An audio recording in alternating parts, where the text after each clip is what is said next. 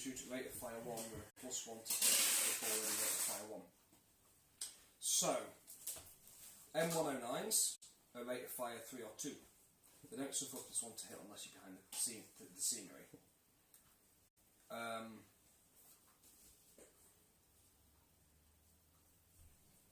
Dragon missiles, rate of fire 1, they would have a +1 to hit. Saw and law teams, firing saws, wouldn't have a +1 to hit. So they'd be hitting on the standard hit of 4s, unless I'm behind cover. Then 1 shot. So, the way we've played it in the past, where we completely messed that up, thinking everything that had AA in its name was AA, means there's a lot less fire coming in on helicopters and aircraft. Yeah.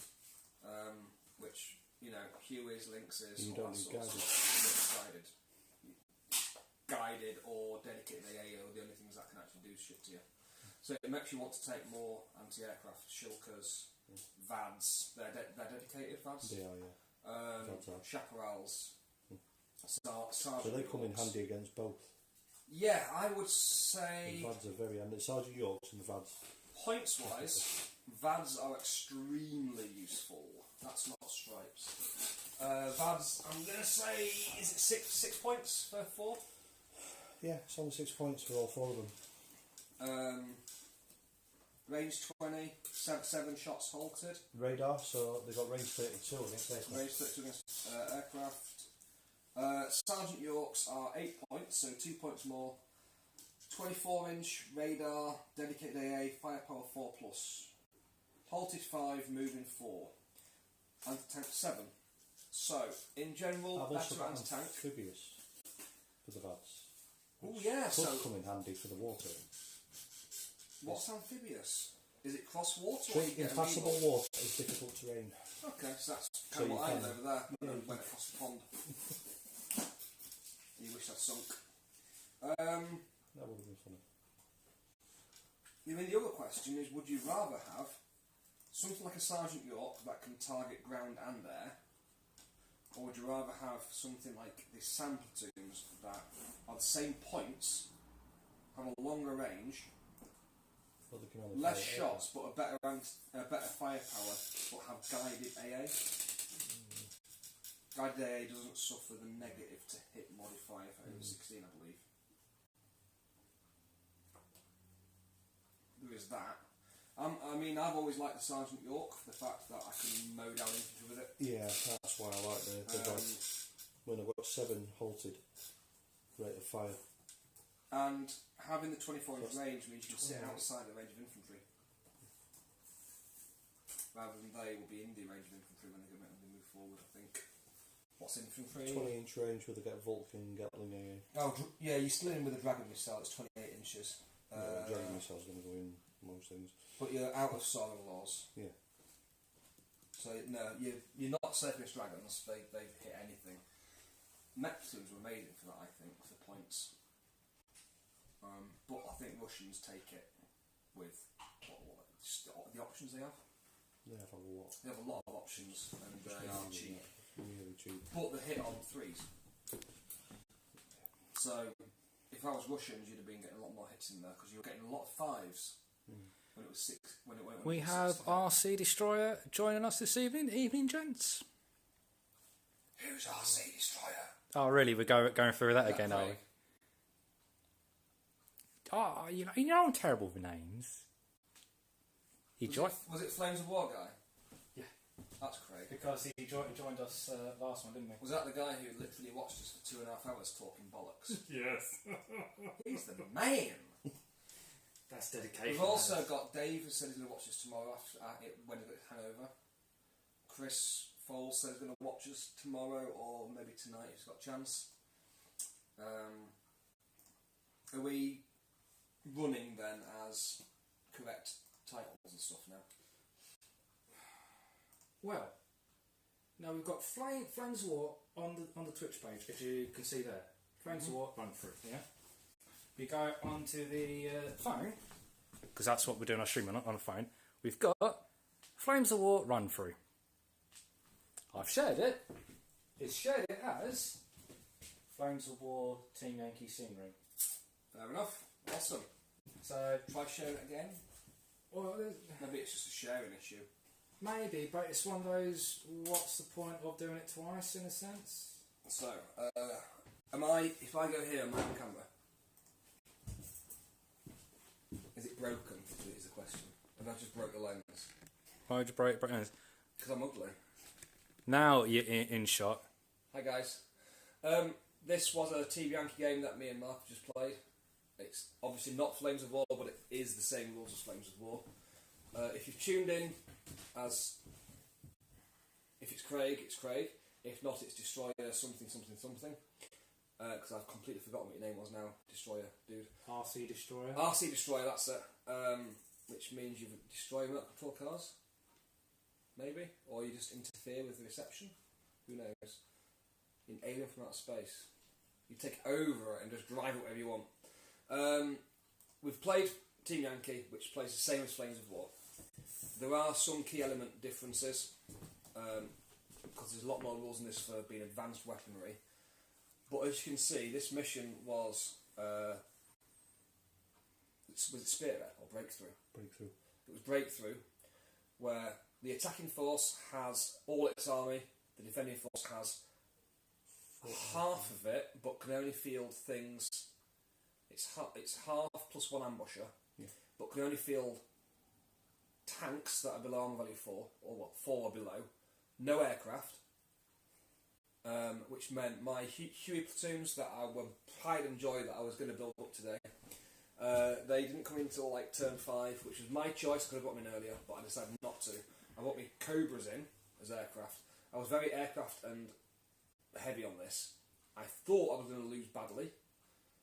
Turns out ITVs, which are basically tanks that can hide in trees and fire without being seen. They did exist. They were revolutionary at the time because they literally could hide anywhere and only pop up the gun, and it had a video camera type thing. So that in itself is pretty cool.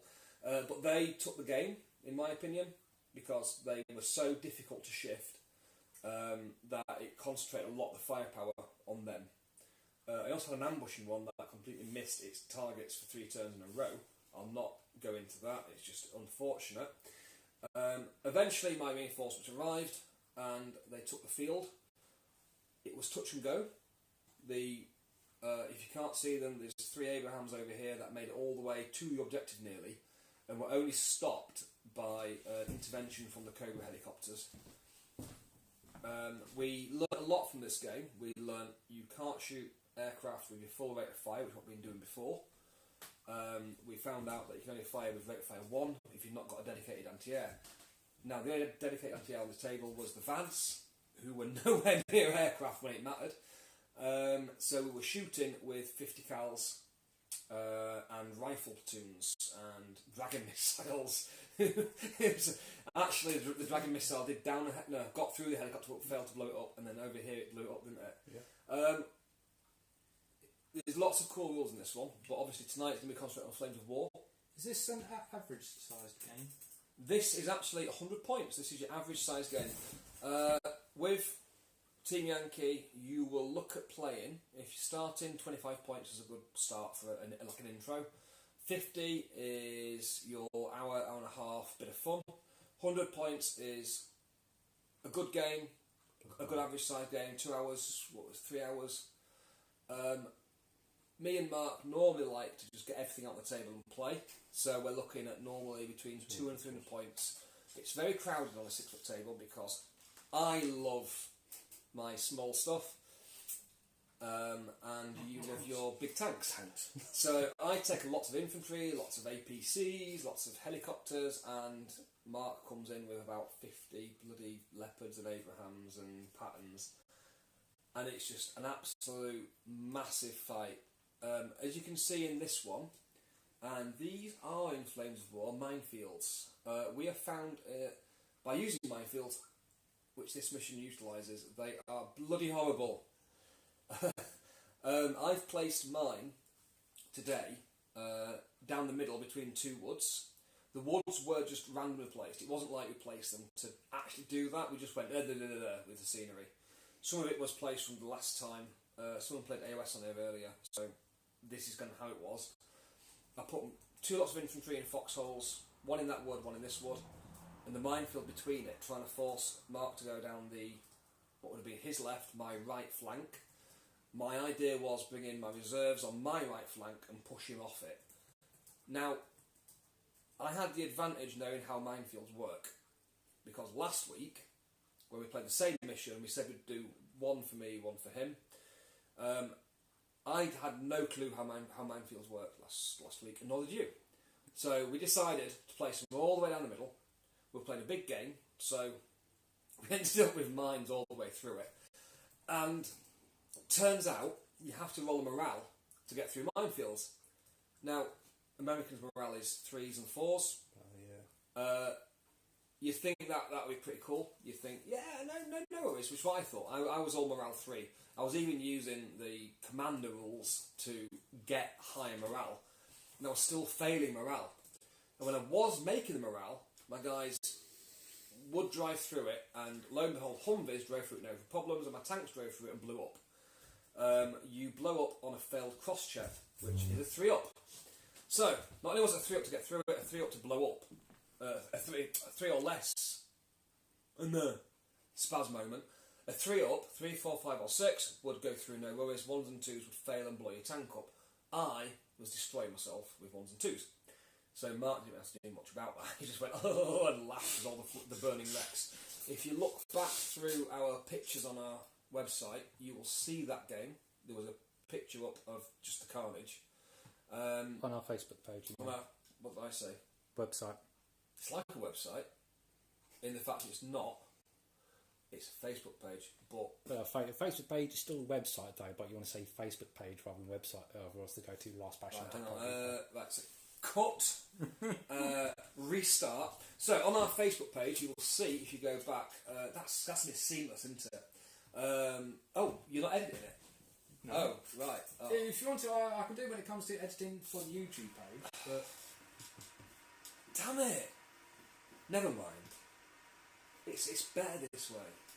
Because you can see me make messes and mess-ups, and I was going to say the F-up word there, but, you know, we might have children watching, you know, you never know. It is a mature audience, so put your kids to bed, please. So yeah, I was somewhere, where was I? Look back on our Facebook page, see all the carnage of what the minefields did. Bizarrely, last week I did make a break down that flank, just like you did. I managed to get a load of Humvees through the minefield and still lost. I should have brought my Hueys in a lot earlier last week, but I was terrified of them getting blown up. But then, reading on how the rules worked for them afterwards, I went and bought a load of Hueys. They're pretty awesome. The only thing that can stop a helicopter landing and dropping its troops is other troops. If you move your men within 4 inches of a helicopter, it will take off again. It does not apply for tanks or other vehicles. They literally ignore it. I don't know why. If a tank was driving towards me, I'd probably fly away. Because it would probably just drive straight through the bloody helicopter and out the other side. That's a good point. Yeah. But yeah, it's just the rules. So, I suppose you've got to give the helicopters a chance to put the men off. In this mission, you cannot deploy your men out of the helicopters. Normally, I believe you can deploy your men out of the helicopter and use them as air support if you wish, which is what most people would be doing with platoons you have in these helicopters. So, on to Flames of War.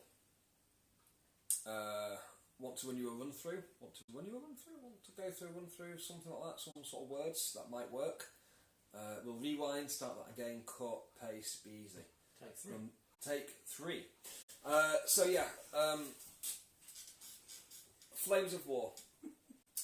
If you want, I'll clear some of this away, and if you've got time, do you want to just be the guy? You can sit off camera and just roll some dice. If you got half an hour. Yeah, half an hour. I'll set up the demo on here, unless you want to spin it round. It'll mean clearing. Should we just spin it round? God, there's it on that side anyway. I can't move. You've got yourself back, have you? Yeah. I'm not old. Honest. see that. That's really embarrassing. Right, so I'm going to go around. Ah!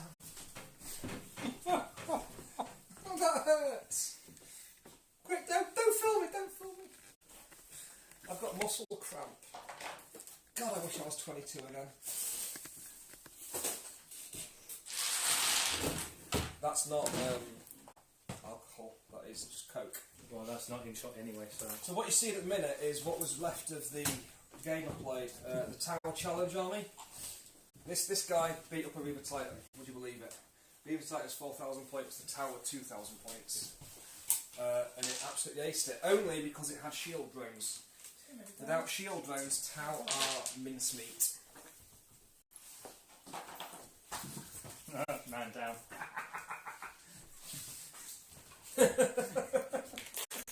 You called me a man, that's like, thanks man, that's brilliant, I'm a man. I feel like privileged now. Also,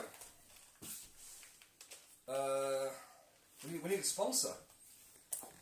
Who's going to sponsor us this week? Has he got anything in it? Go on, bring it in, bring it up. No, fair enough, I finished off, I can't drink too much. Mechas are...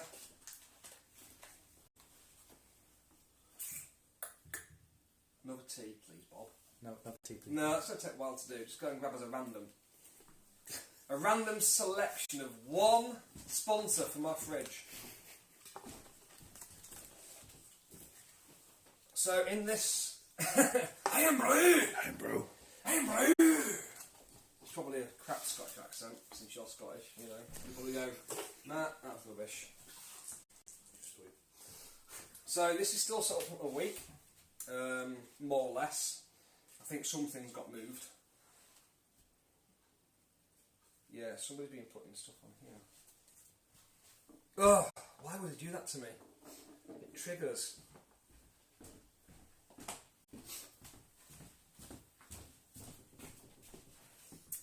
Ibble, obble, black, bobble, ibble, obble, out. Ibble, obble, black, bobble, ibble, obble, out. Ibble, obble, black, bobble, ibble, obble, out.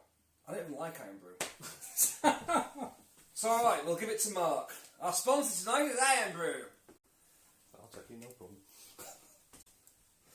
Do you still want one of these, or no? Because Mark is drinking the Ivory, so you need to go. I can get other ones. 2 weeks in a row, shall we? What? That's the only sugar you're having tonight. Sponsored by Red Bull, the drink of the gods. Oh no, what now? You got my head? Yeah. No, I've got your full body in there now. Hang on. Oh, I farted. I did that. I wish I had. That'd been funny. So, to make it simple, we'll show you how tanks work.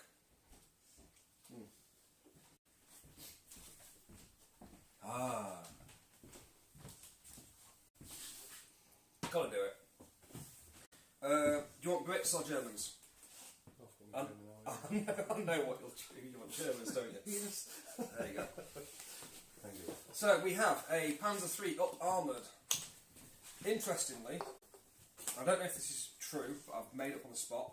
The Panzer What did you III, say it's made up on the spot straight away? How is it true? The Panzer III was named the Panzer III because it was a tank with 3 small wheels at the top.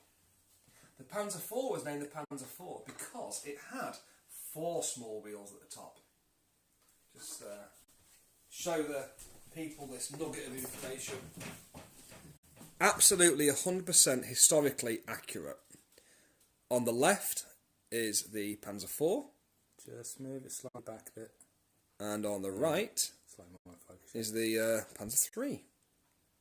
Named because of the 3 small wheels and the 4 small wheels. Now prove me wrong. Go on Google and find out the real reason.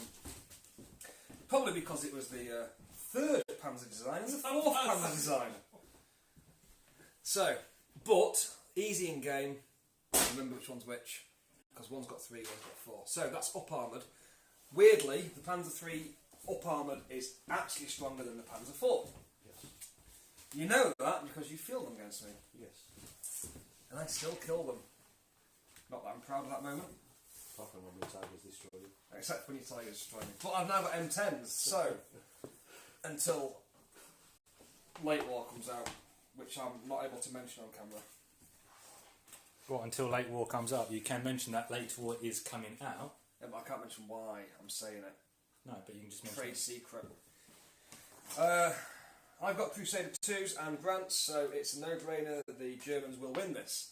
Unless I can manage to flank around and do some shenanigans. I'm going to start behind the hill. No, I'll one there and those two there. So what you've got here is your demo set. This is the El Alamein demo set. The scenery is, as we saw the other week, what I went through and unboxed, got distracted, opened more buildings, made it a lot more expensive table. We're going to play on this bit of table. We'll probably take out... Do you want to take out these to stop cross checks, or do you want to go full into it? I took cross checks as well. Okay, cool. So, in the demo game, you keep it very basic. But this is not the demo. We're going to, because we're two veteran players here who don't know anything about the game. So we're going to use as many rules as we can remember offhand. Because I've not got the rule book with me. It's RC Destroyer has Desert Rats and Africa Corps. Yes. No, Josh, it's Africa Corps. I don't believe the Germans called it Corps. No, I'm just saying what he said. lot of them He do. has said Africa Corps. A lot of them got killed, therefore there were corpses.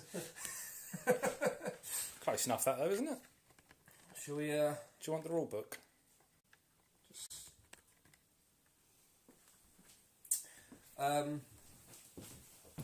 You can do. Yeah, that's fine. Not that we used it all at the convention or anything. Where is the... Is it down here? Or is it up there?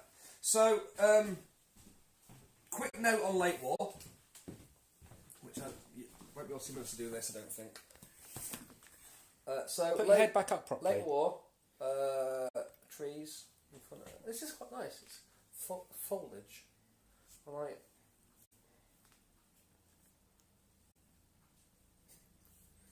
Oh, so beautiful, darling. Camouflage. You can't see me. I'm a veteran camouflagee. So, that sugar, it's amazing. So, if I do this, are we visible? Yeah, I can make it so you're visible anyway. I just angle the camera looking at you. On a wide angle so that my belly doesn't get in the way. You're bent over, you're fine. Cool. So, what was I saying? A Late War, yes. Late War comes out on the something of June. 8th? I should know this. We've got a mace. Haha. Let's teach a game. Matt, you need to make it harder so I won't bring a rule book. Yes, fair enough. That sums up Matt pretty well, that does. Yeah, that's me through and through. So yeah, Late War comes out. This is not Late War. I'm going to show you the old Late War book, but I'm not. Because it's not Late War, it's Mid-War. So, Late War comes out sometime in June, just after D-Day. So I'm guessing it's the 8th, because that'll be the weekend. It's a very, very, very good book. You need to buy it, because I've read it, and it's incredible. But I probably shouldn't be telling you I've read it, because I'm not even sure I was allowed to read it. So if Battlefront are watching this, then I haven't read it. Do you want me just to edit that bit out of it and just go to a different conversation? I got rather excited while reading it, and my palms got sweaty. So my apologies to the person who owns that book, but unfortunately it's now covered in my palm sweat.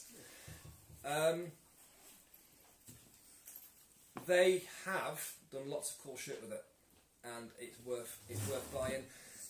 And we will be giving away the Fury set, which comes out at that point. So between now and then, anybody who does a pre-order for either the Hit the Beach or the Fury set will be in for a chance to win their copy for free. Now, obviously, with pre-orders, normally we ask you for a payment up front. If you go ahead and do that, you can put your money, if you do win it, towards another product. So it is a £25 box for Fury and a £35 for Hit the Beach. So if you do pre-order it, obviously we want the money up front for it as a pre-order to reserve your copy. You will get a credit if you've won it for another product in that range. So yeah, it's there. It'll not only be on this video, it'll be out as an actual thing, but preferably we'd like somebody who watches the video to actually win it, because you guys are the best, you know. So yeah, that is that. Battlefront are giving us that one for free. They have said, as long as we do their work for them, do our videos and promote their product, they will support us.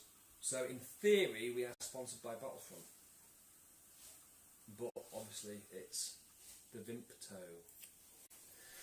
Right, so that is about Late War, which is coming out soon. Pre-order it, be in for a chance to win a copy. As far as this game goes, this is actually mid-war. I've not played Early War, don't actually know if Early War exists. I don't think it does. Who wants to play Blitzkrieg? British lose.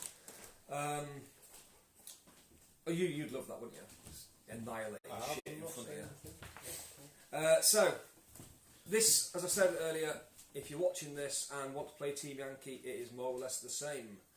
They have based this rule set upon the Flame Yankee. Wow. Team Yankee game rule set. Maybe 9 o'clock's a bad idea. Maybe 9 in the morning. Even for Australia, it's probably middle at night. So yeah, what you'll see here is the how to use tanks and how to get tanks killed, and how to win with Germans, and how to probably lose with British. So, I've got the rule book here now. Josh brought it over. You've probably got my belly now. In the back of the rule book is this wonderful page. I was running through this with our work experience volunteer, who unfortunately, she is finishing her volunteer work end of next week, so she won't actually get the excitement of Flames of War unless she comes back and buys it or comes back and helps. So it has, and I love you Battlefront, but this quick start guide, I got her to read it and then tell me how it plays, and she didn't have a clue, which is telling me one thing, that somebody without any knowledge of the gaming system will not be able to play this. Why does it keep closing? Will not be able to play this game on what it says in the quick start guide of this book. It's only a few pages, but it has way too much information in there. So what I'm working on is us having a cheat sheet for the intro. It's got lots of stuff in it, lovely, cool stuff. The best thing to do is use the back of the book, which has got all the page references. It's the contents index. It's not an index. It's Quickfire. It's a quick fire. This is the best quick fire sheet you'll find. It's literally got all the rules. Don't let this confuse you. It's got all the rules in there you'll ever need. Me and Mark literally play our games using the back of this book, and sometimes turn to the page we need. But normally we have actually solved the problem with this reference sheet. In a basic out of this, there's not a lot to think about. We haven't got platoons of tanks. We've got individual tanks. You would normally buy platoons of vehicles. So, for instance, the Grant is 3 vehicles for 18 points. The Crusaders are 3 vehicles for 5 points. If you want to just tell us what yours are. Panzer 3 up armoured for 3, you get 24 points. And the Panzer 4 for 2 is 12 points, for 3 is 18 points. So as you can see, we've got one of each tank. It's a nice, quick, easy demo. So we won't be using some of these like the morale checks, the last standing check. We're going to play it until someone is dead. Afterwards, we can go through this stuff if you want us to. That's fine. Just tell us. Can you give us some more in-depth information? But as we go through it, I will be pointing out bits and bobs that we are going to be using through the demo. So I don't bore you too much with all the talking, because I know that I do drone on. It's a habit I've got. Some people take heroin. I just talk lots. Vimto. For all your drinking needs. Mark, Iron Brew, no. Just because you're Scottish does not mean Iron Brew is a drink forward. Drink forward? You know what I mean? The way forward. The way forward for drinking. You think I was stoned, wouldn't you? I'm just very tired. I've been here since 9 in the morning. So, to begin a game, there's normally scenarios.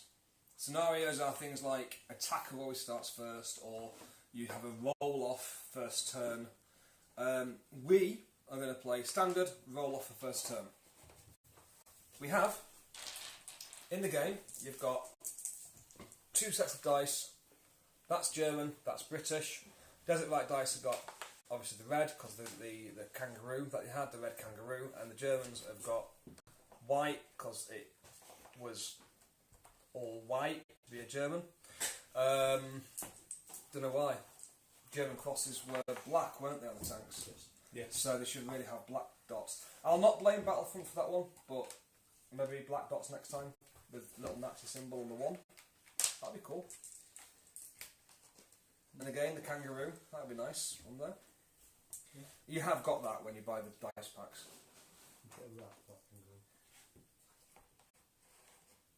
It looks like a kangaroo.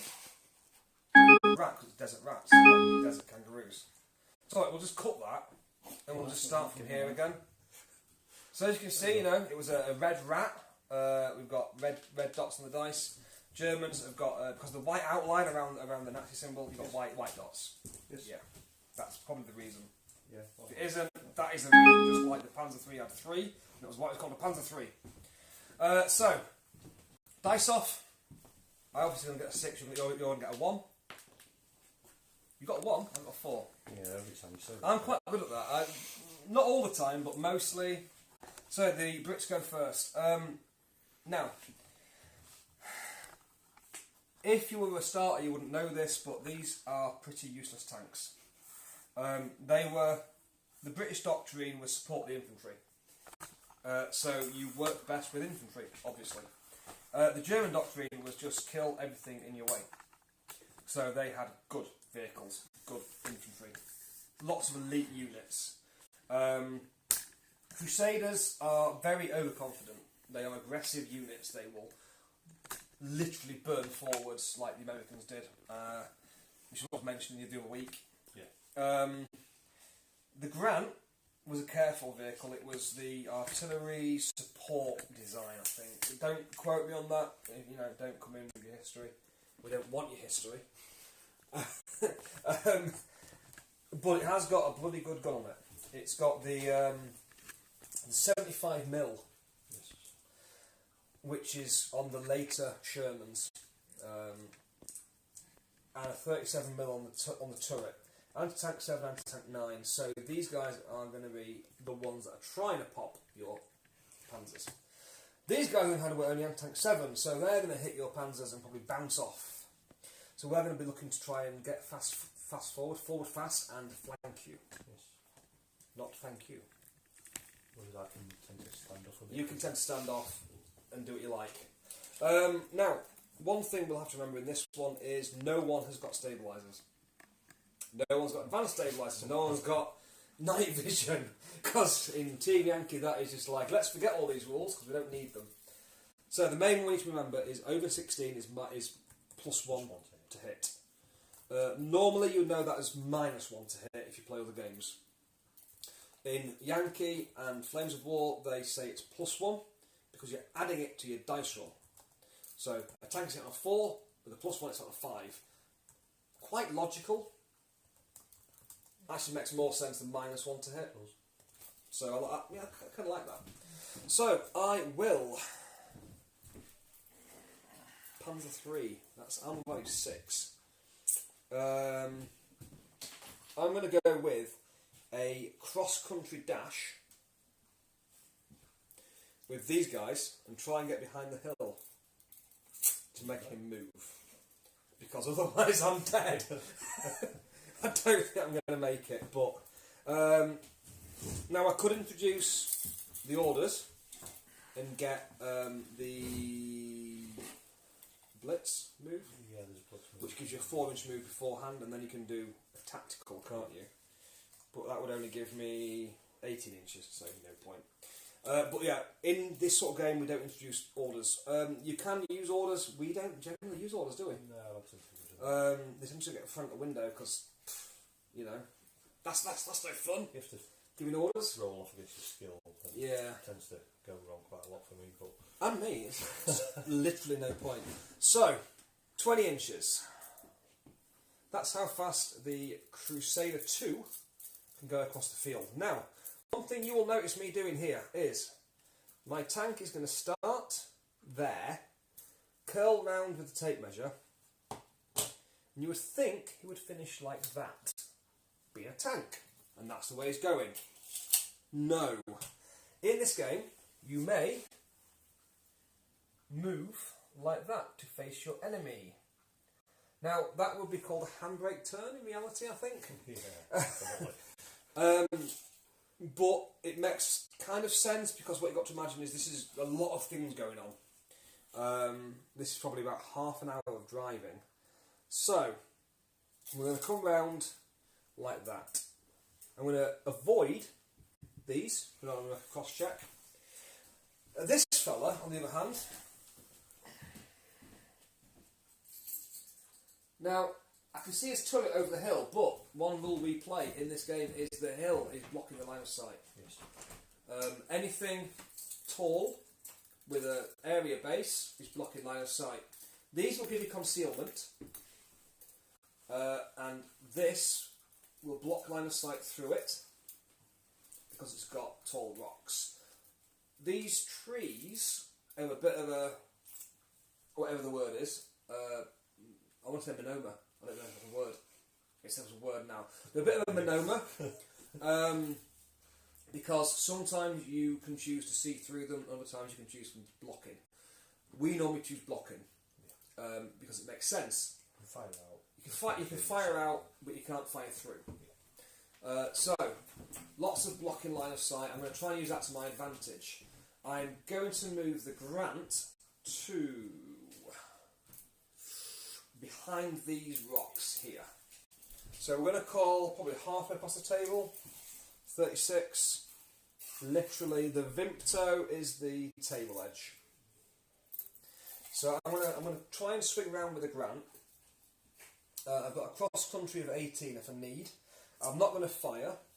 I could choose to go through here, but it would only give me a movement of 12. So probably better just going round. So I'm going to drive around there, utilising the line of sight blocking, and get there.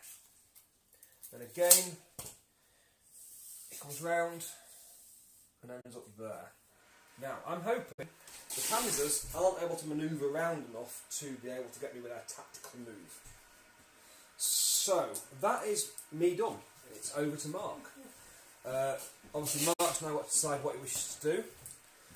Just brief on this one. He could move tactical. Could move tactical and still fire. You would be firing your moving rate of fire. Yes. Or, like I did, you could dash to try and get a better position. When you dash, you cannot fire. I tend to use tactical all the time so that if anything goes wrong, at least I can fire. Yeah. You like Especially if you end up grounding yourself on terrain pieces, which I do a lot. Normally at the other side of a wood. Getting bogged down. Getting bogged down, yeah. You see, the Germans tend to have quite a longer range as well, so you can sit back a bit. Yeah, my longest fire range off is before they get to 24. you. I think yours is 30 odd. I've got 32-inch range. Yeah, you're the 7.5 gun, by the way. Just so you know. The upper armour is, 7.5% of it long. So yeah, you Annoyingly, the outrange the Brits and the outarmour the Brits. Unfortunately, Panzer III upper armour does only got 28-inch range, but I think they're probably going to be in. it's probably going to be in there. So what I'm hoping is that I've moved sufficiently so you don't get my side armour.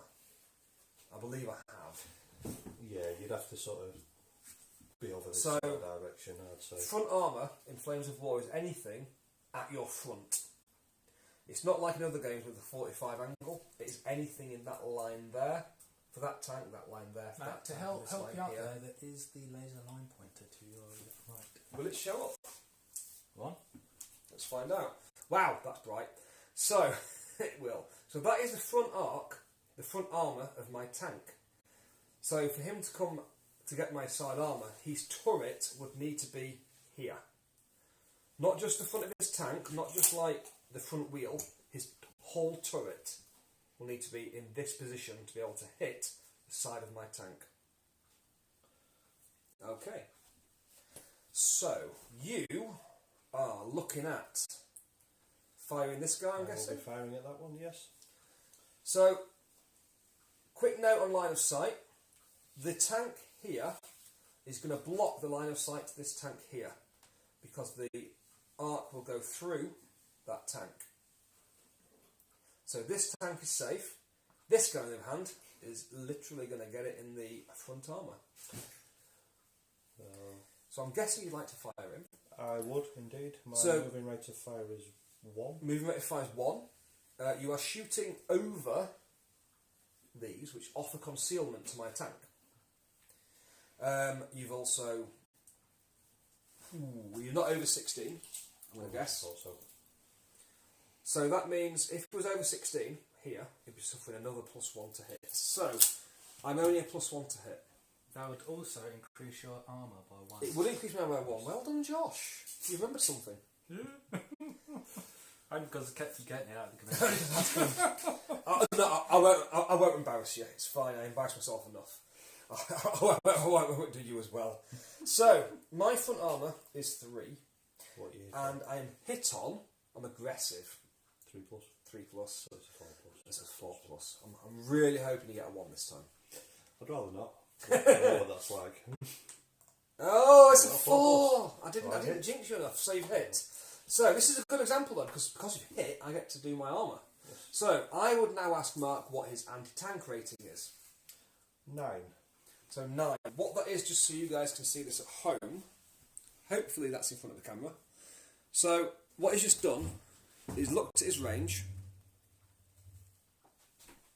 He's looked at his range and decided he's in range. He's looked at his halted or moving rate of fire, decided he's moving, which is for my tank 1.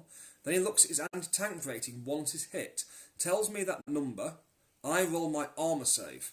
My armour save is a d6 plus the armour rating of where he is. So for me it's a d6 plus 3. Then, you said it was, what was your armour? Anti-tank. Anti-tank, sorry? 9. Anti-tank 9 means I need to get a 6.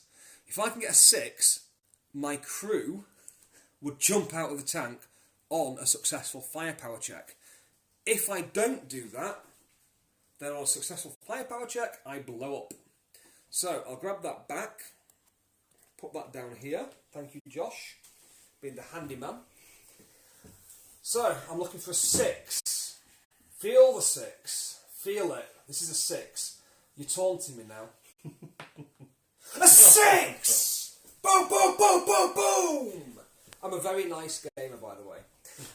So, on a successful firepower check of a 4 plus, 3 plus, It is a 4 plus. a 4 plus, I'm bailed out. So, I've not got any bailed out markers, but what I'll do is I'll put a little white dice on that tank to show I've bailed out.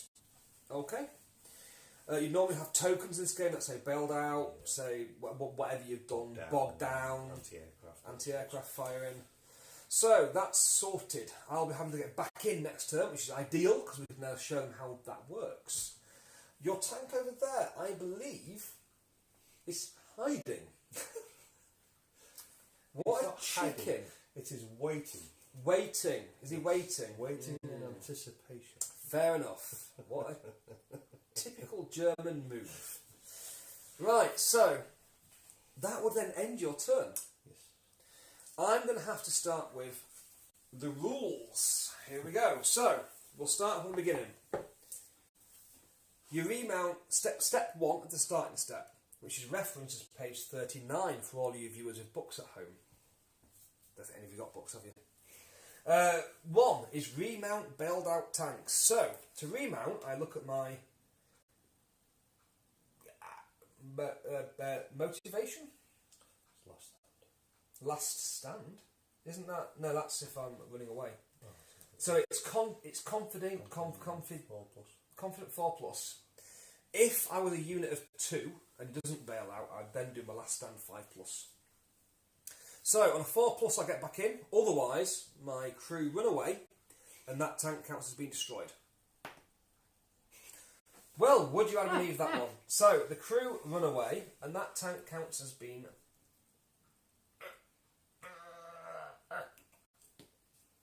apparently very well made. Destroyed. So my crew have legged it. They are not having any of this Panzer III. So they leg it. Then I've got no one pinned down. No last stand to take at the minute because we're not going to use that, thank God. Ambushers, reserves, aircraft. Again, all these things would be in the normal game when you've got aircraft and stuff. So now I'll go to my movement. So I've got to pull something out of my arse here, haven't I?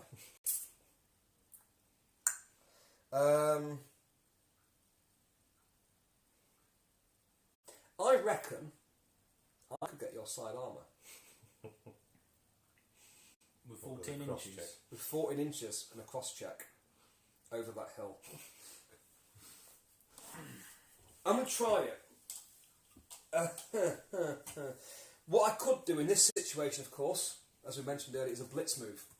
Yes. And then do a tactical, and then I'd be shooting at rate of fire +1, is that right? Yes, will be, yeah. So, this tank here is going to try and cross over the hill. It is a June. Not the film, guys. Sting is not in the room with us. Or it might sting when I get this success. Oh, yeah. Look at that! Boom, boom, boom, boom, boom! Jokes around, mate. Right, so I need a skill. Unfortunately, I'm only trained. So my skill check is a 4+. So on a 4+, I will cross the hill. A 3, I actually stop at the hill and don't cross it. Exactly where you are. He goes, vroom! Guns the engine and gets stuck. So that is what we call bogged down. He's got stuck at the bottom, bit of sand in his tracks, he's just going bzzz. I really want to get on that Panzer IV. So I'm going to tell my Grant to cross over the wall. So, because if I can get over here, I've got concealment and a line of sight on you. So I'm going to try and cross the wall with the Grant. The Grant's skill rating is trained 4+. He chooses not to go over the wall. Instead, he drives up to the wall. And again, I don't have to go like that. I can choose to go like that if I wish. Right. So that complete failure tells me it's your turn. Yep. Should I use some store reroll or something on that one and just cheat it? Oh God. Not that last Bastion is known for cheating. Vimto. We don't cheat. We just bend the rules. We'll just lose a lot. We also write things in biro. Only when there's been an FAQ. Oh God. I feel like I'm naked, like left wide open here.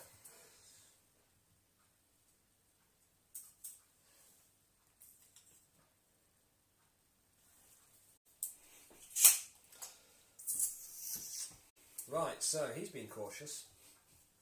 What an arse. So, we're looking for any line of sights. I think we could push it personally. Over here? You can shoot me. No, you can't. There's a blocking line of sight here, isn't there? You can't even shoot me. Got that there. There's nothing. No, me personally. I was thinking just have a pop at my... So yeah, that blocks line of sight there. 2 plus firepower. Yeah. Oh dear. That's me not having kids. And here...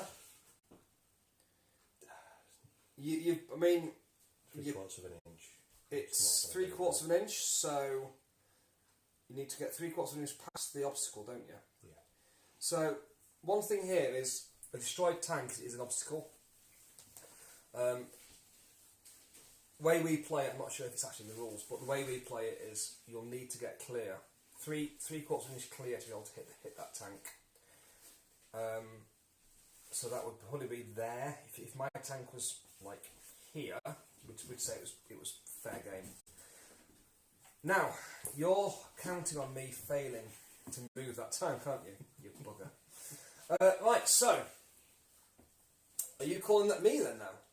You're calling it me? I'm calling you out. Right, bloody hell. I am... still going to try and take him out. I don't actually have to do a cross-check now because you've come in the open. So, whatever I do though, you've got a crossfire on this tank. So, I'm going to have to cross that barricade to get the other side of that house. So I'm going to do that. I'm going to do another cross check to go over this wall. And hopefully this guy will come round on a cross check there. Grant. Fails to cross. Okay. This guy, cross check over the terrain here. Wow. This is like... It's all over. This is all over, isn't it? This is literally all over now. So, over to you, Mark, after my failed cross checking. I'll try and shoot them anything now. I'll shoot myself. Can I pivot my gun down? It says in the rule book that wrecks provide concealment as short terrain. Armoured tank team wrecks are bulletproof cover. Well, there you go then. So that'll help with your cover saves. So you could have shot me if you wished over the other tank, but we don't normally do that. We only can't use a line of sight because there's normally plumes of smoke and stuff, isn't there? And big burnt out wrecks. Lots of burnt out wrecks normally. Normally, lots and lots. God, I hate you for this. Yes. So no shooting. Straight into my turn. No. We'll do a bit of shooting then, shall we? You sure? Yeah, I fancy a bit of shot. Here we go. Go on then. Let's show them how good the Germans are. Right. I'll go with me Panzer III up armoured. Right, up armoured Panzer 3 is hitting me on a 4 because we've got this bit here. Yes. How do you keep hitting me? This is not fair. All your bad luck's been used, hasn't it? Last one. It's like, So we have anti-tank 9. Anti-tank 9. I've got my side and rear armour. Unfortunately, is 2. The highest I can get is 8, which means you've gone through my armour. What a surprise. Firepower check to bail or kill. Which is a 4+. Let's see if I do it this So time. 4+ to kill. Ooh. A 2. You could have called that cock if you'd put a dice on it and it fallen off. But I'm not going to let you know. Fair enough. Because I can't go out so fast. It's not fair. So we'll bail out and probably just run off the pitch run off the battlefield. And we shall have rate of fire 1 for the Panzer 4. Panzer 4, which is our anti-tank 10. It is anti-tank 10. So that's going to have a pretty good rate chance of of fire going through the of Grant. Rate of So- fire 1. 4+, is it? It's a 4+ to hit him, yeah. Which is a 4. Which you've hit. How are you doing this? On a 5, it's a bail on a firepower. On a 6, a pass. Anything else, I'm probably screwed. So, here comes another 6. Are you ready? You're waiting. 6, 6, 6. It's going to be a 1. A 2. That's close. It's like a 1. With 2 dots. It may as well have been a 1. So, it's a firepower check of Is it 4+ again? It is 4+, I believe. Okay. No, it is 3+. Because it's got a better... The long 7.5. Is that the one with heat? No, it hasn't got heat. Okay. It does have 5 power 10 plus, 5 power 3 plus and 10. So here comes the 1. No, he's gone. So the Grant's got blown up. So basically, the Grant failing his 2 cross checks meant it didn't get to shoot you. So my wonderful plan of flanking was foiled by the crap crew. Not my fault at all. Right, so if he doesn't bell back in, then we would have to take a last stand check, wouldn't we? Yes. So bell back in on a 4+. He does it. Now look at a 6. He gets back in and he's going to try and do something. I'm thinking, rather than trying to get over that terrain, I'll just drive straight up to that guy and ram him in the rear with my big tank round. So, I've got a move of 14. Can this lone guy win the day for us? What I'm going to do, I'm going to take a risk. I'm going to do some really cool tank driving here. So, he's going to, firstly, turn on the spot, which is hard enough in sand, bez forward 10 inches, handbrake it at the last moment, while pivoting his turret, and do that. Is that some cool tank driving or what? So now we've got front armour to this guy, which is pretty shit anyway, but we've got front armour to this guy, and hopefully he's going to pop you. Sort of hit you like. So, I've got moving rate of fire 1. I am hit on a 4+. If I ever needed a 4+, it's right now. 1. 2! 2. Slow clap for that British tank. So that's 2 shots, 1 into your bum and 1. Woo! Ready to live. So that went badly. If I hadn't gone through though, your side rear is 3, which meant you would have been a 4 to bail it, 5 or 6 save it. So chances are I could have blown him up and then been toe on toe. But I think you're probably going to get this unless you miss badly. No such things. Over to you! Well, I'll do my movement first. Do your move. Oh wow, what a surprise! This cat and mouse game just turned into a death trap. So I give it a go for a cross. I'll give a cross check. Give a cross a check. Give a cross a check. Which is a 3+ for me. A 3+ because you're pretty good. The Germans got 2. So they just go up to So they go up to it and get bogged down.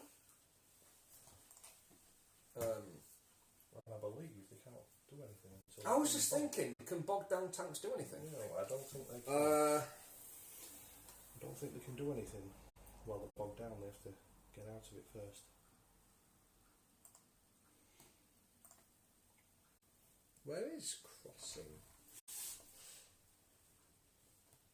Under the movement at the top. It just says here, page 42, score cross rating or stop moving. So you might still be able to fire. Again, this is where it comes in quite handy, having the page references. Crossing through terrain. Score equal to or greater than the team's cross number, successfully crosses, otherwise the team stops moving immediately even if the team is still where it started.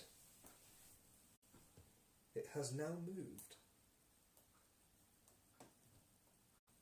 I mean, that's if you start at the edge of it. Yeah. It does say move up to it. So yeah, you're actually fine. Now, something that could have helped you there would have been a cross here check. Yeah. Which would have given you +1. Plus one to it, yeah. Obviously not using the orders, so that would have been You plus don't 2. You always got You only got 1 then, don't you? So I'm hoping that you miss. So I'll use this guy first. Yeah. He's so pleasantly close. He is ready to pretty shoot much. you I mean, if he and misses, then he's probably just fired over me and hit this tank here.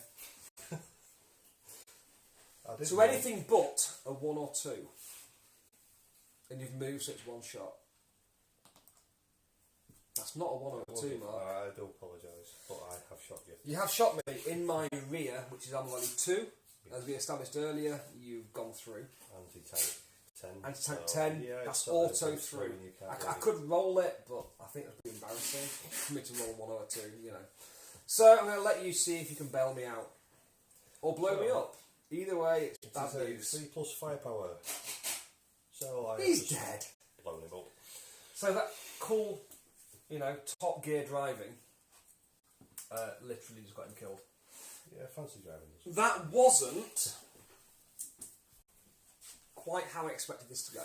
I was hoping to get at least one Panzer, and, you know, bad news. I need bigger tanks. Give me a Churchill any day. Tigers. Tigers, oh god. Tigers. King Tiger, quite looking forward to the... yeah, anyway. 16 front end, is it? 15? Can't tell you. Can't tell you. I think it's 15. What I can tell you is it's January 1944, and I do believe the King Tiger wasn't there. Oh, So, don't upset me. sorry man. I believe it's 45 the King Tiger.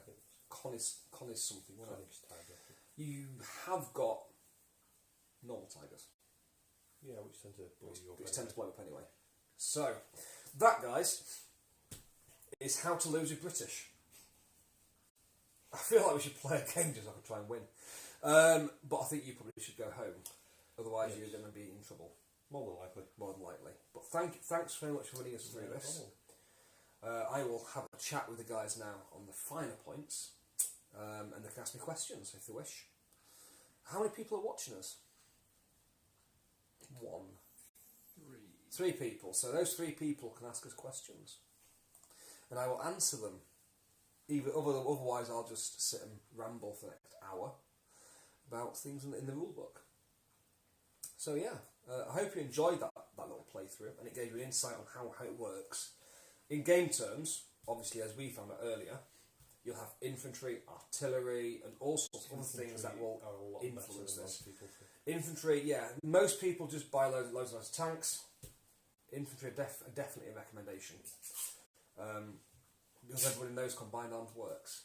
That's why the infantry and armies to get out of anywhere, don't you? absolute nightmare. As we explained earlier, anyway, didn't we? About my guys in the trees. Mace says, play a game, but with planes. Play with planes. Let's play with planes. You want to see how planes work, or just play on an open battlefield? Wait for a plane. Was it PLANES That's how you sell or planes. PLAINS? No, I think... Meow. Yeah, those ones. They're them ones. Okay. Yeah, you got any Stukas? No, I ain't got all of them. Not brought them. I've got my Hurricanes. Team Yankee that I got, didn't I? That's a yes. A yes to. Playing with the planes. So playing with an open table. Yeah. With just the planes. So you want me to do a dogfight? That was good. That's a whole different game. That's a whole different video. So he would like me to use some aeroplanes in the game to show him how aircraft work against tanks, I'm guessing. I can do that. It'll fortunately be one-sided without any anti-aircraft, because the Germans do not have AAMGs on their tanks. So what would happen is a Hurricane would come in, blow it away, but what I can do is give a quick run through on how it would work. So I'll go and grab a Hurricane and show you how it's going to work. It doesn't matter who wins or loses. Oh, sorry, sorry. Loving the game, definitely interested to start myself. Yep, planes, Stukas, tanks and planes, smiley face. We haven't got any Stukas, I'm sorry guys. Yeah, I mean, I've got I'm going to be an Warthogs. arm, are 8 Warthogs, if that's any help.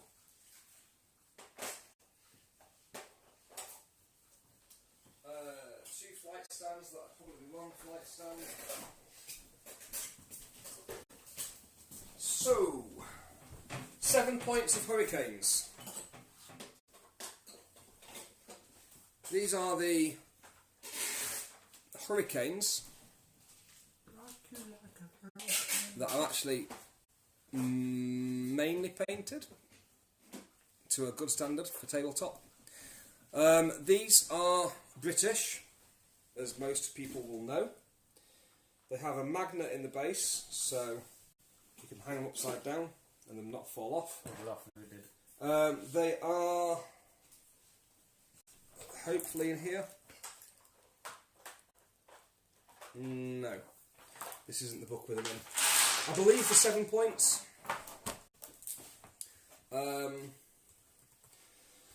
Which is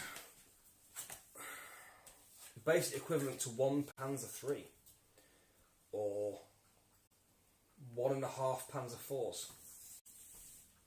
The other half got killed by the other Hurricane when it flew in.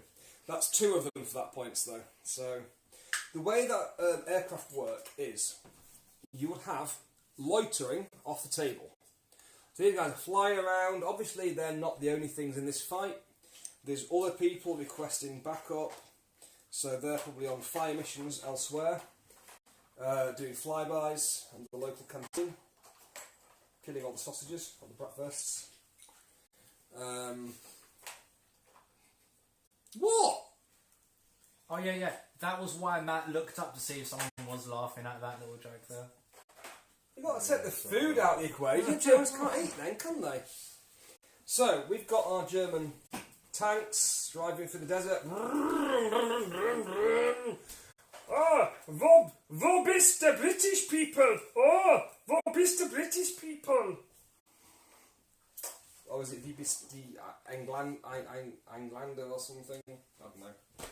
Just say it with anger, and not normally does the trick. So, they're driving around, happy, there's nobody around. Hurricanes see the dust cloud. Now, we all know I'm going to fail this because I've not succeeded so far. An aircraft will come in on this point in the game. So, you've got the starting step, which is what we went through earlier.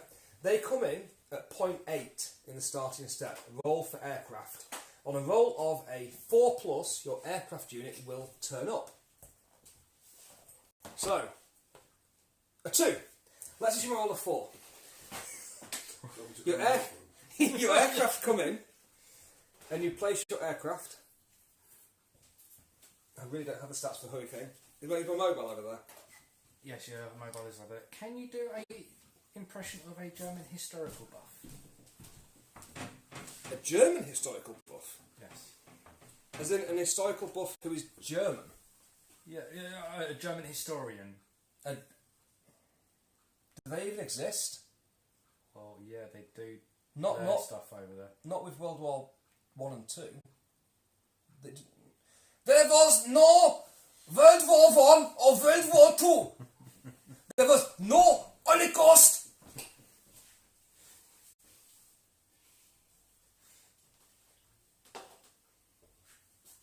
Only the Berlin Wall. Ooh. Interestingly, I've just got some money for my Team Yankee army. My painted stuff. So that's less for me to level. It's literally paying for the what in columns. It's paying for the new army I bought. So I'm just gonna go into. Did I talk about the app last week? The Flames of War app on the website. Yes, you did. So I'm gonna show the guys, if I can. That's not the app I'm looking for. It's Flames. Why have I got 2 apps open of the same thing? That's just stupid.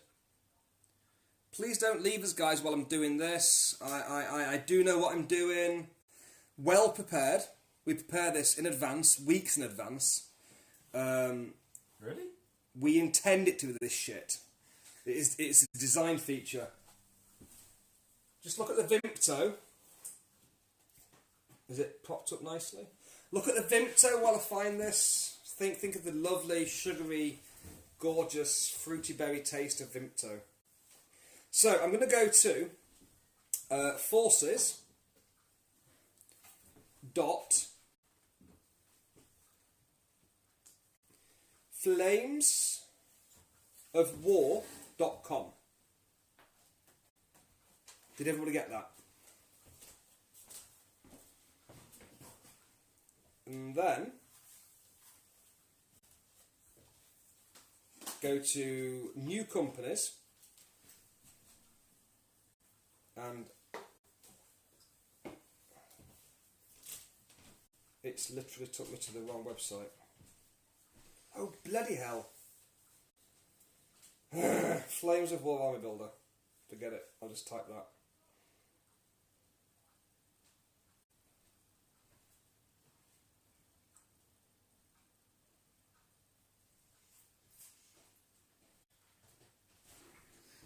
Flames of War Forces V4 Forces, it's called. Yes, there we go. Thank you.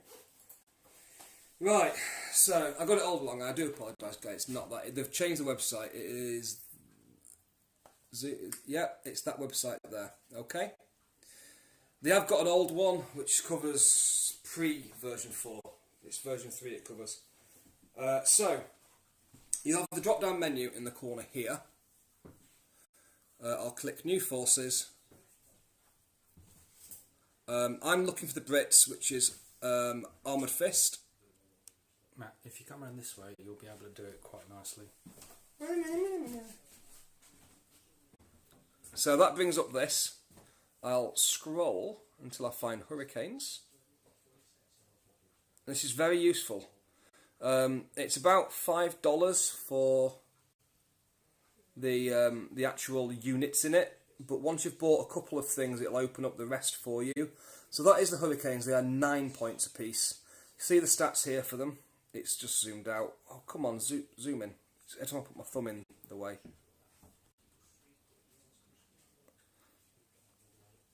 There you go. There you go. Josh's thumb made it zoom in nicely. So that's the stats for it anyway. So I'm going to pull that away and I'll look at the rest of it now. So... Has anyone commented on how crap it is? Now those historical buffs he usually mocks. Oh right. Oh, those historical buffs I usually mock. The proper historical gamers. Oh, who told right, me sorry, okay. it's the wrong sand colour for my German tanks. I went to all that bloody trouble. You didn't even read out the correct. God, Josh. Sack him. No, don't, because I need him. I have to employ him first. I do, he's a volunteer. It is. He's just someone that turns up to the shop at a whim. So, these guys will fly in. They've got a range of 8 inches, which is basically something coming down, going...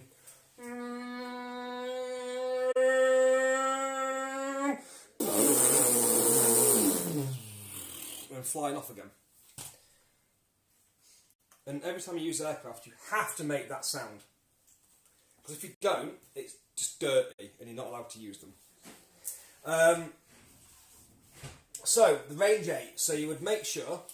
Well, Mace will quite happy taking my job. It's yours. Come down and play with me every night. My wife might get jealous though. So, we're going to measure. Now, I don't think you can pre-measure in this game, but I'm going to do it anyway. So, we can hit both those tanks. He's quite cheap. You'll only have a bloodthirster a week. That's his payment. A bloodthirster a week? Oh, that's alright. Might stamp on it first, but... Doesn't say the condition. So, in this point here, the planes come in. This is on our move step. They're getting ready to fire. As soon as you declare they're going to fire, anybody in the vicinity with an anti-aircraft gun may fire at them first. Mark's looking at me very annoyed. Basically, the other week I took out his anti-aircraft gun, so he couldn't shoot my Hurricanes down. And then when he threw his Stukas in, it happened that Shermans have got a 50 cal AA mount. And the Stukas got shot by... hatred on that face. Was it 35 AA mounted? Yeah, 50 that, cals? yeah, something like and that. shot them out the sky. shot me brand new Stokers down anyway. You're brand used to, because first game out, wasn't it? I've got 2 more now though. So I've got 4 rolls. Oh, so I can kill 4 this time. No, you're not going to kill them. I've got half tracks as well now. They've got them. 2 fitted with bombs and 2 fitted with anti-tank cannons. Let's see how they do. Let's see how they do. Hopefully better than last time. So yeah, so they come in. Any anti-aircraft in the vicinity to fire at them. You have a to hit on. So where the tanks were 3s and 4s, aircraft are on a 5 because it's quite hard to hit them. So these, if they had, which they don't, but if they had anti-aircraft, they could shoot at them. Now, I believe it's probably the same rule. I might have had more shots at you last time. I do apologise if that's the case because the rules in there. Shooting at aircraft is anti-aircraft rate of fire. Self-defence AA, shoot at rate of fire 1. Now, did I roll about 1,000 dice? Yeah. You rolled quite a few against me, Stokers. I felt a bit sorry. I may have cheated. Inadvertently. Yeah. But we only found this out this week, didn't we? So. You just wanted to kill me new Stokers, that's all it is. Exactly. So, how else is he going to get you to buy other stuff? a dedicated AA That's weapon right, shoots with it's full rate of fire, so that's like your anti-aircraft guns. And anything mounted on a tank that isn't dedicated will shoot and hit him with 1 shot on a 6, because that is what it would fire with. Oh my god. He says, rate of fire 1. So it'd be shooting and hitting on a 5. If you had 1 shot already, you'd be shooting and hitting on a 6. So let's assume that's all been done. Oh my god, the whole world just shook. Yeah, sorry, I had to move the carpet. Did you see the amount of fires just came in? That's because it's night time and we live near the canal, river, it's ridiculous. I know, just literally 2 seconds, that's how many came in. And they're really good at running away. That's fly swat. I've got the hurricanes on it. So, they've flown in, anti-aircraft's been fired. We've all missed, which is awesome because the British Hurricanes. The Hurricanes will fire on the wonderful Panzer tanks here. Now, I have a moving rate of fire of 2 with each of my Hurricanes. One is going to fire at this tank, one is going to fire at this tank. And after this point here, it will follow the exact same rules as we had before for killing tanks. It'll be roll to hit, roll the armour save, anti-tank is 7. We are hitting top armour this time, I believe, because you are doing a strafe. It would help to just double check this for you. I don't want to tell you the wrong things.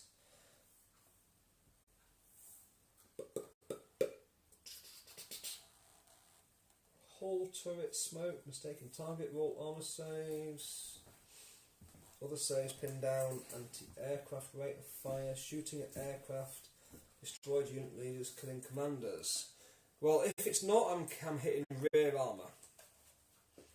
I don't know where it is, because it doesn't tell me. Wouldn't you be hitting the top armour? I thought it would, because you'd be strafing down, but I think top armour is only used from artillery. Just so people can see this while I'm doing it, I'm going to bring the book round. So, just so you're not bored and me off camera, I'm going to go through the actual shooting step, showing you all the bits. So, which weapons can fire? Shooting at tanks, infantry or guns. You can shoot at a tank, infantry, gun team with any weapon in the shooting step. Shooting at aircraft. So, that is basically what we've just gone through. You shoot at aircraft in the enemy shooting step immediately before the aircraft shoots. A weapon that shoots aircraft cannot fire next turn, and cannot shoot other aircraft, and cannot shoot defensive fire in the assault step. So these can be used to draw fire, so you can assault somebody and not take hits off them. Because when you charge somebody, they get to like Overwatch at you. So, line of sight, range. Basically, what I'm looking for is when you would be using the top armour of a tank. Which I just had the funniest thought. And I'll fart at the same time.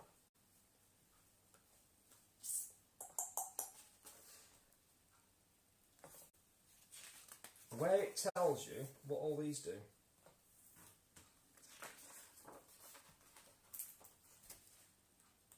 I hope this isn't boring you. I hope this is like giving you an insight into the rulebook and stuff. I'm pretty sure there is a page in here that explains the stat card to you. And it might just tell you there at what point you're using certain armour values.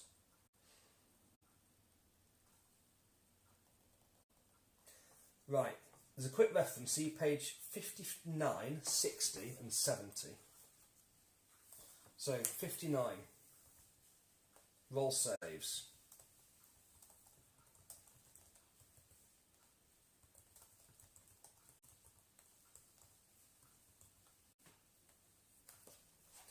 So when shooting player hits a turreted tank team, they first roll a die to determine whether its shots hit the hull or the turret.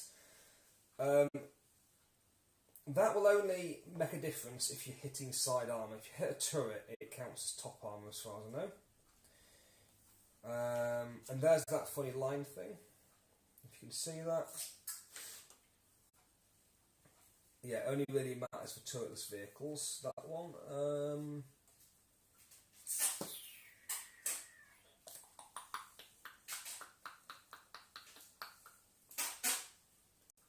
I'm going to make a call here, and I'm going to say only artillery hit top armour. Because I reckon that's probably covered in artillery. Which you're going to find out, because we're going to look. Roll to hit. Roll saves. Roll saves for teams that have been hit in the same way as shooting, except the armoured tank team use their top armour. So, I didn't see it say in aircraft that they use top armour, but some aircraft have got bombs. Bombs use the artillery rules. If these guys had bombs, they would do another type. So what I'll do is after this, I'll go to the actual flyers that have bombs and show you how bombs work. So this is going to be rear armour of the tanks. Rear armour of these tanks is 3 and 3. So we're fine here, so it's 3s. So I'll jump back into rolling the dice to hit. This one and this one, we are hit on 4+, on both of them actually. So this one's going to shoot this one. He's got 2 hits. We didn't see that in the game, did we? So 2 hits on that tank. That tank will now roll its armour save. So its armour save is 3 plus a d6, and we have to get better than 7. Otherwise we've got a chance in bailing. So both armour saves. One is a 4, which is 7, and the other one is a 5. So this tank has successfully seen off 1 round of shooting, but this actually means that the tank may bail out. The firepower check, which you remember doing from the game initially, firepower check is 4+. So, because they've equalled it, on a 4+, this tank will bail out. So that is the Hurricane rolling for it. 4+, so that tank, in essence, bails out. The second Hurricane, shooting this tank here, gets 2 hits again. It's almost like the Mark's gun. I've gotten really good at this game. 2 hits. Armour save, a 1 and a 2. So that is bad news for the Panzer III. He has failed both of them. That adding up to 4 and that adding up to 5, which is less than our anti-tank value. So, because I know how this works, this tank is dead regardless. Reason being, if I was to roll bailed out twice, if you double bail out a tank, it counts as being destroyed. But I'll roll the dice anyway to see what happens. We've got 1 failed firepower check, which means the tank bails out, but also a success, which was a 4 before I turned it over, and that means the tank's destroyed. So this will come in useful when you've got tank platoons, and that is something else. So that tank would be a dead tank. These then fly off the table. You place them beside the table, and then in your next turn, they get to fly back in. So you can see how not having any anti-aircraft defence would actually change this scenario. And you can also see how those Hurricanes were 9 points. One Grant is 6 points, and 2 Crusaders is around about 3 points. They are even. They are equal to the tanks we used earlier, and yet they've done so much damage. What you can do is, because they've got unlimited range, you can choose where you're placing them. They can come in any area they like. They don't have to come into the front. They come in from the rear, take the tanks in the rear and blow the smithereens. Now, if that was, I'll just click back on here, if that was, for instance, a Kitty Hawk fighter bomber flight, that would work very differently. So, you see, on that one, it's got bombs and 50 cal MGs. The 50 cal MG has got an anti-tank of 5. So that's basically your anti-infantry gun, but can also pop light armoured vehicles. The bombs, on the other hand, are also handy against infantry and have an anti-tank of 3 with a 2+ firepower. So they are literally what are going to pop these tanks because they've got such a good anti-tank. Now, top armour of these is 1. So your tanks are going to be rolling 1s to fail it and 2s to pass it. And possibly bailing. So they're not as reliable as the Hurricanes. But they have the advantage that when these guys come in and drop their bombs, you could actually hit both tanks at the same time, because you drop your bomb and you say, I'm going to drop the bombs here. You get the artillery template, which is somewhere. Where's the Team Yankee one? It's the same size. That's what I'm just about to look for now. I wonder if Mark took it home by accident. Possibly, yes. There is another one somewhere. But yeah, the artillery template is about this big. And you would roll... First, you would roll a skill, which is 4+ to hit this point. But you get 3 chances of that. So you roll, if you fail, you roll again, and then if you fail, you roll again. If you fail to range in on that attempt, then that's it, it's over. Now, one thing I'm not 100% sure with bombs is whether both these planes with bombs would have to drop together. You can choose to drop just one, but then you're suffering a penalty to hit for these. So, in my opinion, the Hurricanes are better. They are 2 points more, but I think they're better because even though the bombs are very powerful with a 2 up to kill, the anti-tank rating of 3 and the fact you've got to range in. So, for instance, it's 4+ to range in. Failed, and then failed again. So they would just fly in, try and drop the bombs. One's dropped here, one's dropped here, and one's dropped over there. Miss the tanks completely, and then flown off. They could launch the machine guns at it, the 50 cals. Again, they'd get 3 shots each, which would be anti-tank 5, hitting the rear, so you're looking at 2s. I'd probably say the Hurricanes are a better unit.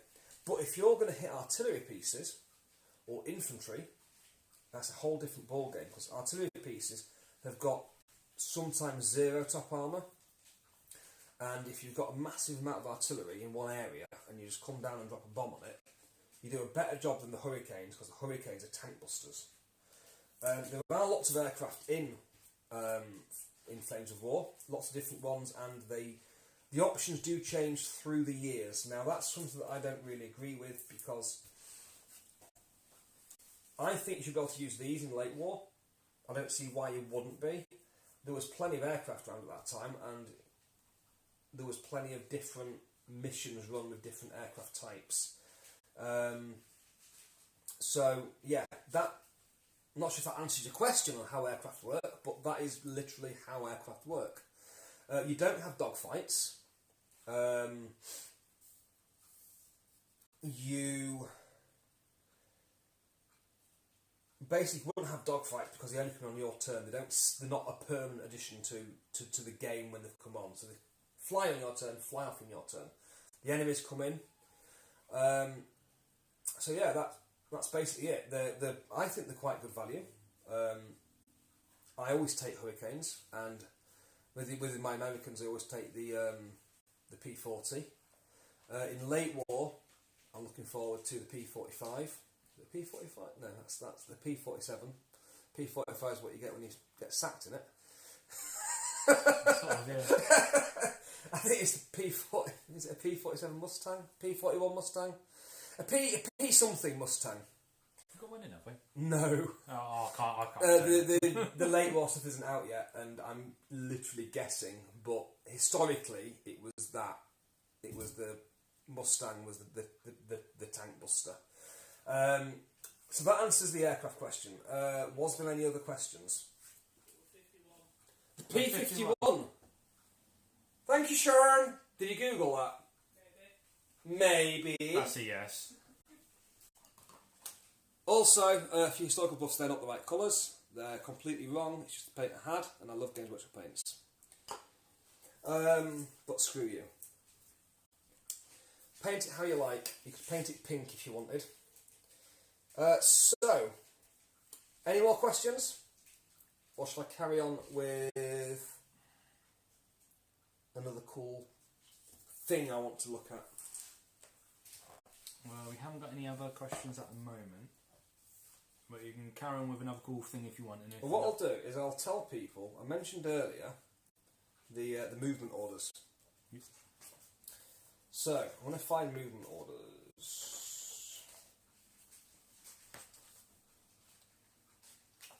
Right, when you're doing your movement, there are certain things you can do. So, like you saw me and Mark doing earlier, we're just doing our normal movement. There are tactics you can do. There are your unit leader. Ah, yes, unit leaders. So let's pretend these are German panzers. So, I was going to tell you, halfway through the Hurricanes, I'm going to tell you about picking targets. When these Hurricanes came in, if that was a whole line of panzers... A whole line of panzers. Did I not say line? Did I say No, line? it's fine. More Vimto. Woohoo! Wet the whistle. So if that was a whole line of panzers, when you shoot a unit, you declare the target of your attack. Now, each unit can declare a different target, and you declare all your targets before you fire. So, I would probably say, basically targeting the first tank in the unit. Once you've done your hits, let's say we shot 4 times and got 3 hits, got 3 dice here. That tank will take the first hit. The next visible tank, and since we are flying, I'm going to say all visible, the next tank in line takes the next hit, and then the next one. If, for instance, we had 6 hits, it would go along the line like this. When you've run out of tanks, you go back to the first one. Then that tank would roll its saves. For instance, a 1 and a 6 would mean it's failed 1 save, if that was what the tank was. So he would then probably bail out or get destroyed. You don't roll it all at once and then decide. Because what happens there is you'll end up with the whole scenario of, but that's my good tank, I don't want him to die. Especially in American units and British units, where you have the Shermans, where you can have 2 Sherman 75mm and 2 Sherman Fireflies. You obviously do not want your Fireflies to die, but in that situation you might have ended up with the 2 Fireflies failing their armour save, which means they get blown up. Now that sort of, I'm going to call it a randomisation, which is actually quite a nice step to the whole shooting phase.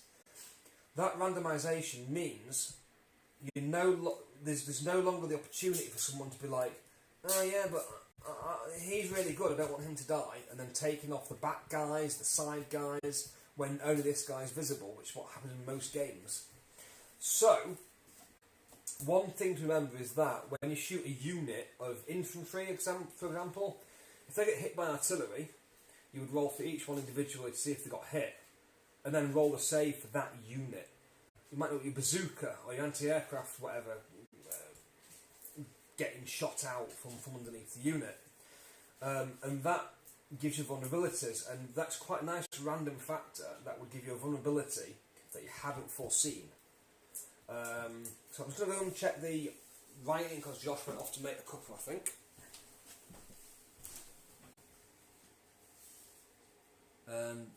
Nope.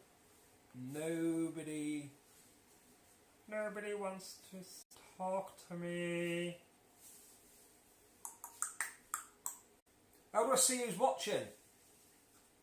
Are people still watching? Josh? What? How do I see who's watching? Right, if you look on the phone, you'll have a little... Oh, on the phone? Yeah, it should show you how many people are watching it. Apparently there's 3. There you go. Why does nobody want to talk to me? Have they all fallen asleep? I think they've all fallen asleep. I think I've bored them to death. I doubt they're enjoying watching. They're only doing it because they're bored. Who would watch this rubbish? So, that gives you the kind of... I was going to mention that with the hurricanes earlier, so that's that anyway. I am back, by the way, in case you haven't realised. As far as orders go, so you've got some tactics you can play. Blitz move. Your unit leader. So, for instance, unit leader is normally the guy... You model it on your tank, a guy popping out at the top. Obviously, he's telling all the other tanks what to do, looking around, seeing what's going on. So your unit leader would tell your tanks to do something. You would issue, for example, a blitz move. A blitz move is done in the movement step before the unit moves. You roll, and if you get equal to or more than your skill rating, the unit leader and any teams that are in command, which is normally, I believe, 6 inches within range, or 16 line abreast. That could be just Team Yankee though, because of the upgraded radios. That would mean they can make a 4-inch move before making a normal tactical move. And if you use your blitz move but do not move any further, so basically a free 4-inch move, you are not considered to have moved and then can shoot at your halted rate of fire. So you could use it, for instance, say you were nose to nose like that, you could use your blitz move to blitz around the side of a vehicle and shoot at your halted rate of fire. Another one you can do is shoot and scoot. So, oh yeah, also if you fail that test, you may move and suffer a +1 penalty as if you have moved out of command for shooting. We've got RC Destroyer. Sorry he's not chatting here. He's actually painting, so people do actually watch this as background stuff whilst doing other bits. That's not good enough. I'm sorry. I want your full attention. Otherwise, I will kill the Vimto. Mace has also put talk about what? Talk about what? Yeah. No, that's a comment, so it would have been with what you were talking about. So, do you want a cup of tea? I'll have a cup of tea. I'll have it in our branded mug so I can put the branded mug on the table and advertise. So, your shoot and scoot tactic. Carry on painting, by the way, guys. I endorse it. Paint, paint, paint. Nothing like a painted tank on the table. It looks awesome.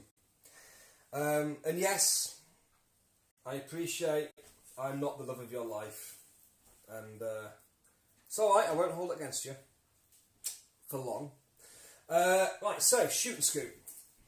So shoot and scoot is basically you do your standard movement and then you fire and then you would move afterwards to get out of an arc of the enemy or something. So a unit leader that, ignore what I've just said. I'll just read it out instead. So, a unit leader that did not move in the movement step can issue a shoot and scoot order in the assault step instead of assaulting. So, for instance, I'm literally going to use this as an example. Oh, what, the cards? No, or the hill. Alright. So, what that means is I've got 5 guys here. My unit leader, I'm going to call this tank here. He doesn't move. The rest of the unit moves to the top of the hill. We have got a question for you whilst you're doing this bit. Yeah. We have got... I am not single. I'm married. Is that? He's also put, you probably snore less than she does.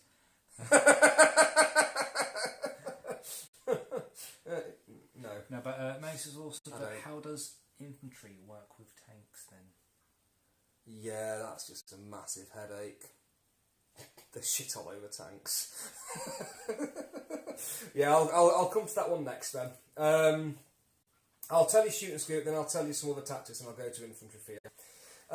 So the shoot and scoot is had their movement, done their shooting.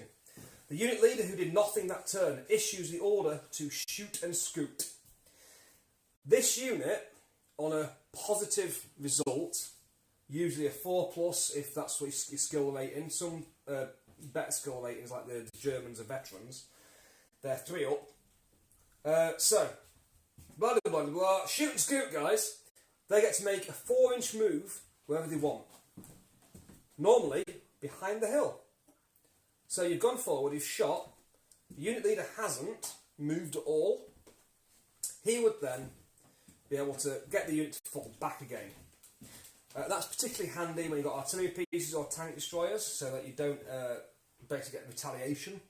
You've got dig in, which is for infantry and artillery. If you were to dig in on the successful order in the movement step, instead of moving, you can dig foxholes. Basically, same again, equal to or better than your skill rating, and you dig in.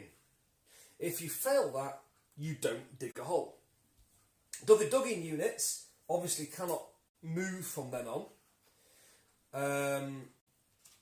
They can shoot after they've dug a hole, but they would use their moving rate of fire. Unfortunately, artillery could not actually bombard or fire the artillery pieces, as I'm guessing that's a bit hard to do when you try and dig a hole. And if you do not shoot or assault, you are then gone to ground. An interesting thing is that infantry are gone to ground anyway if they do not move. Once you dug foxholes, you count as bulletproof cover and you are concealed. Concealment is like when you were behind these, it's +1 to be hit, and foxholes means if your infantry fail that infantry save, which I'll probably show you in a minute, they will have to be killed by the use of firepower check, which is what we're using to kill tanks earlier. So it's not just like instantly dead, it is a firepower check to kill them, as their foxhole may protect them. And the other ones are follow me and cross here. So cross here I mentioned in the little walkthrough earlier. Cross here you basically do an order and it increases the chance of crossing over. So unit leader says, guys, cross here. He gets a +1 to the order check. So Germans would be on 2s, British on 3s, and they'd be able to, all the unit would cross with the leader. And the other one is follow me. Follow me, in the movement step, after the unit has finished moving, a unit leader can issue a follow me. If he does this, the unit moves directly forward up to an additional 4 inches. So, very similar to the blitz move, but you can do that if you've done a cross-country dash. So, if you just haven't got far enough, the unit leader just guns it and goes, quick guys, a bit further forward, and goes another 4 inches. Again, it's a skill check to do it, so equal to or greater than your skill, it's a move forward. Otherwise, you just remain where it is. But the problem with that one is you can't shoot that turn, which is probably why you should probably use it with a terrain dash, a cross-country dash, or a road dash, because you can't shoot when you've dashed. That is the orders. I will show you how infantry interacts with tanks. Yes.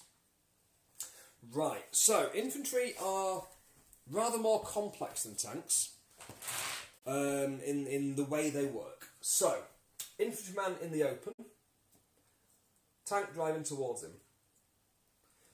Now, this is a lot easier in Team Yankee because these guys, these are Team Yankee guys, will have a bazooka in the unit.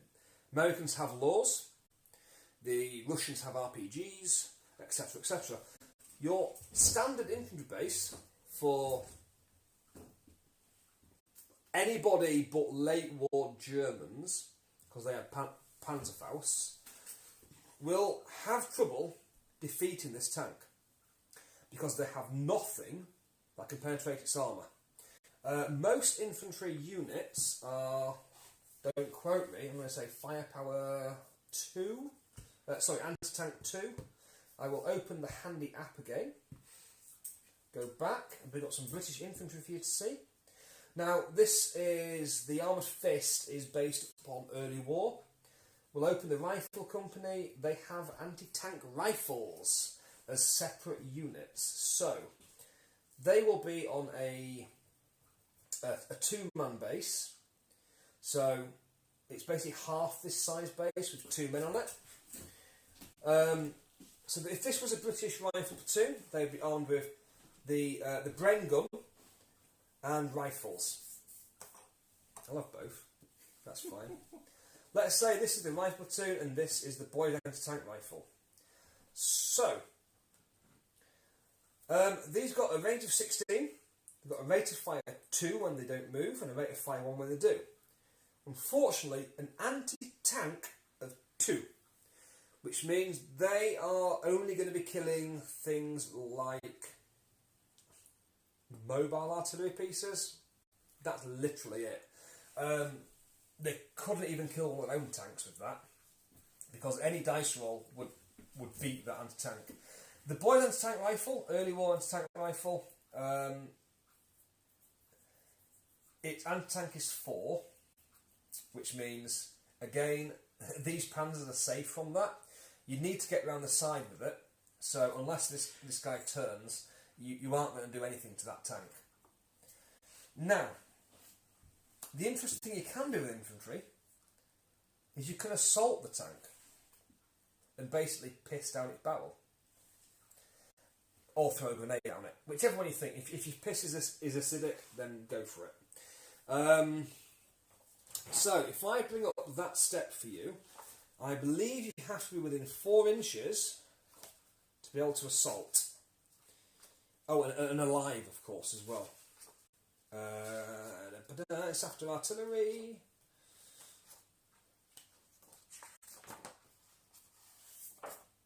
There we go. Right. Now, in these examples, they're using tanks to assault infantry. There isn't infantry against infantry, but you want to know how tanks work. But I'll go through the assault moves. So, you can shoot in the assaulting step. You can assault even if you have shot, but you have to do so with your moving rate of fire. If you choose your standing rate of fire, you may not assault that turn, only if you've fired with your moving rate of fire. So that is something to remember. You need to be within 8 inches of the team you wish to charge into contact with. So, as we can see here, I've set these guys up. They are 5 inches, just over 5, so they can assault the tank if they wish. The formation commander and their HQ unit can combine with the unit from their formation to conduct the joint assault. Obviously, you don't want your commander to die, so you'll be going alongside somebody else. But they must start the assault step within 6 inches in line of sight, which is the command range. So, you would charge into contact. An assaulting unit moves any of its tank or infantry teams up to 4 inches into contact with enemy team by the shortest distance possible. Well, that just contradicts itself, doesn't it?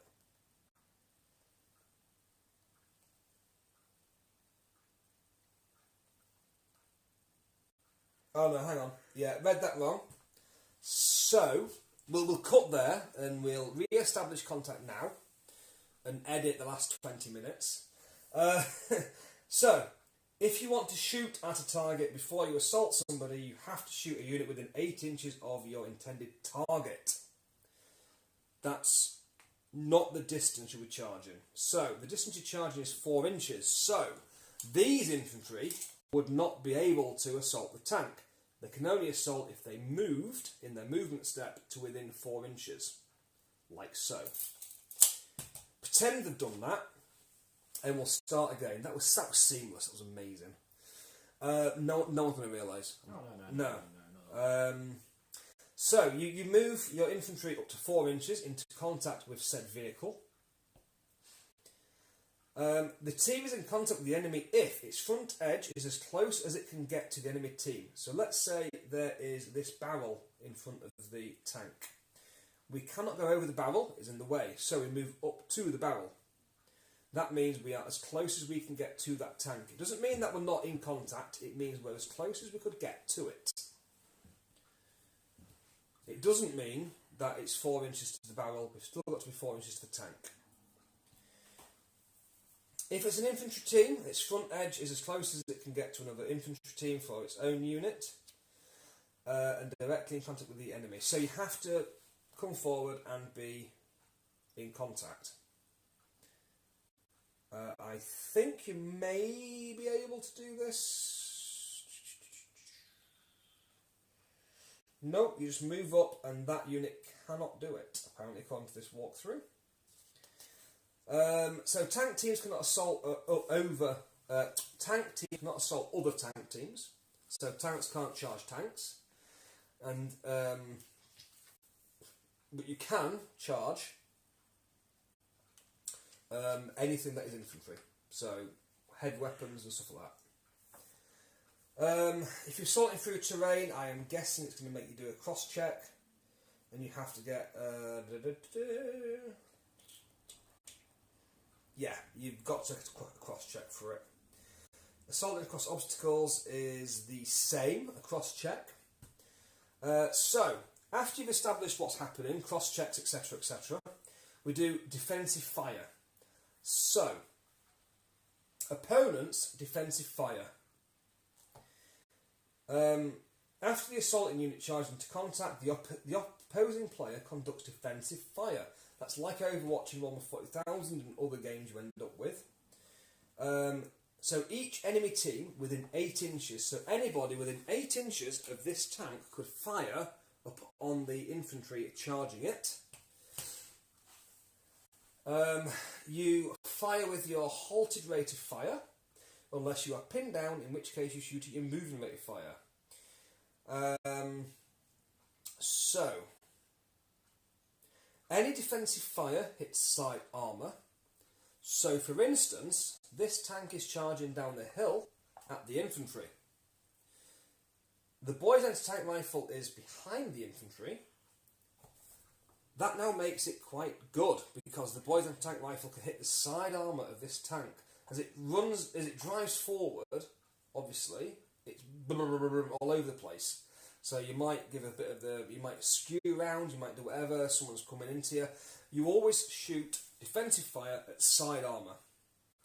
So if you've got an anti-tank gun here, it's infantry as well, that can also shoot the side armour of that tank, which means that masses of infantry are actually quite handy. Is that a question we've got? No. Oh, you just looked at me. Yeah, I'm just looking. So really, it could work out that you really don't want to be charging into anything where there's a lot of infantry within 8 inches. No. If you're moving your vehicles to try and run over infantry, don't bother. No, don't bother. You get way too much shot at it. Unless they've not got anti-tank, then you're alright. Oh yeah, then it's like fair game. Oh yeah. In mid-war, the British, because they had a lot of experience in the desert, I believe in mid-war the British actually, and I'll come to that in a minute, have double the anti-tank rating when in combat, as they got very apt at throwing things down hatches. So, there is no bulletproof cover if the assaulting team is in bulletproof cover. So, like, say the assaulting teams run through a building, they can't claim bulletproof cover for it. So, if an infantry team is in contact with the enemy through a friendly infantry that is destroyed, the team immediately occupies a space remaining in contact with the enemy. So, he goes in, he goes in. He can't normally attack. If this team is killed by this tank, he would then move forward, take his place. So, if all has gone well, you're fine. But unfortunately, if you've took enough fire to cause, I think it's 5 hits. A unit that's took 5 hits from defensive fire becomes pinned down. And its teams fall back the shortest distance necessary to make sure you're 2 inches away from the enemy. So you can run forward, take 5 hits from the enemy massed around here, which means you then immediately fall back 2 inches. The Brits sound amazing. The Brits do sound amazing. In general, in early war, the most British vehicles and infantry are skills careful. So they hit on 4+. They are trained 4+. When I come to it, they are assault 3+. Because they are deadly. British infantry fixed bayonets and basically ran at you, screaming. Scots were the worst, they had bagpipes. But yeah, there wasn't many people would stand against British infantry charging them. Well, saying that, though, during the war, wasn't there that one Scottish guy running around with the sword, the claymore and the Yeah. actual bow and arrow? Yeah, was it Mad Jack, what's his face? Yeah. Mad Jack Churchill. Thanks, Sean. Did you Google that again? No. Hey. So, we have successfully not fallen back. Let's assume no defensive fire got through. The interesting thing with this is a rule called sneaking up on tanks. Because obviously everybody wants to charge a tank with infantry, so why not? And a tank team cannot conduct defensive fire, although other tank teams near it can. So if you're the target, you can't conduct defensive fire. If any of the assaulting infantry it is in contact with did not move in the movement step, which... So basically, if the assaulting team was already 4 inches in, they would have stood still, and that would count as a sneaking. No, I don't know how that would apply, actually. Did not move. Because they are... Yes. If you're already... well done, Josh. If you're already within 4 inches, you got something that's amazing. Pay nice for you. That's harsh. So, if you were already within 4 inches and did not move in your movement step, then you count as sneaking up. If you assault, you can't be fired at by tanks, unless the tank is supporting fire. Yeah. So, if you did not use any movement orders, so basically if you didn't move, but then used blitz, you still count as being able to be fired at. Yeah. And if you did not shoot in the shooting step, so, and then obviously there's another one here, if you started concealed by terrain. So actually, if you don't shoot in your shooting step but you have moved, would that mean that you can sneak up? No, good. Or would you not have to have moved and not had to have shot? Because it just says straight there. If you did not do any move, of these. Okay. So really, if you're in a foxhole and you've got a tank come up to you, just jump out and charge it. Yeah. And then get sneaky, won't you? So, roll to hit. If the assaulting unit was not forced to fall back, and still has teams in contact with the enemy, roll 1 dice for each team in contact with the enemy. The score needed to hit is the skill rating. Now, Sometimes it states differently, as it says here, or if stated differently. So, for instance, your infantry team, for British, will assault and hit on 3. The guy carrying the boy's anti-tank rifle, he hits on 4, because basically he's trying to carry a tank rifle as well. Yeah, it's heavier. So, if the score is greater than or equal to your assaulting team's rating, which let's say it's 3s, and you've got the hit on it, the defending player chooses which of his tanks are hit this time round. You don't choose your target, the defending player chooses who's been hit. Since tanks cannot assault tanks, a hit from a tank cannot be assigned to another tank. So if it's multiple, like everyone's just hammering each other, tanks cannot hit tanks, they can only hit infantry. Any unit hit in an assault is immediately pinned down. So you could run over infantry and hit them and then pin the unit. You roll your save. Now, this is where it gets interesting. When a hit is scored on an armoured tank team, the assaulting team has 2 options. You may use the anti-tank rating of one of your normal weapons to hit the tank's side armour. So the boy's anti-tank rifle could hit the side if it wishes. Or you can use a hand grenade or other improvised anti-tank weapons, giving you an anti-tank rating of 2 and a firepower of 1 plus. Oh. Obviously, one's fail, I believe. Yeah, as in one's most always games. a foul, isn't it? Against the tank's top armour. You can go for the top, Now, can't you? Surely. Early war, British, and any other infantry, when they hit top armour, they are hitting with a top armour of 1. That is what most tanks were. So basically, on a roll of a 1 or a 2, the tank will suffer. That's pretty lame. But your mid-war British and your late-war British, if I got this right, they are hitting with anti-tank 4, which means you've got a better chance in killing that damn tank then. So yeah, that's pretty cool. Improvised anti-tank. Soldiers can use improvised anti-tank weapons like hand grenades, sticky bombs, and Molotov cocktails. That's just like an insight into what it just said. Yeah. You roll saves for the armoured targets, and if you haven't got a armoured target, you don't get a save. So infantry on infantry is literally burn it through the face. Oh, if you do not drive the infantry off when they assault you, then you are dead. Yeah. Now, you do get to fight back, you'll be happy to know.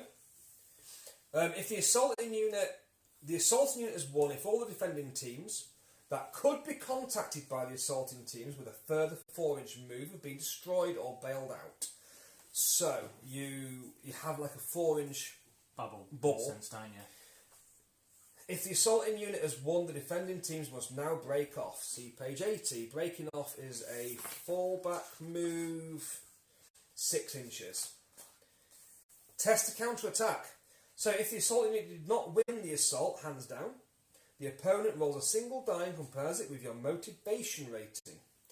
Now that is an interesting rating that actually changes depending on how good you are.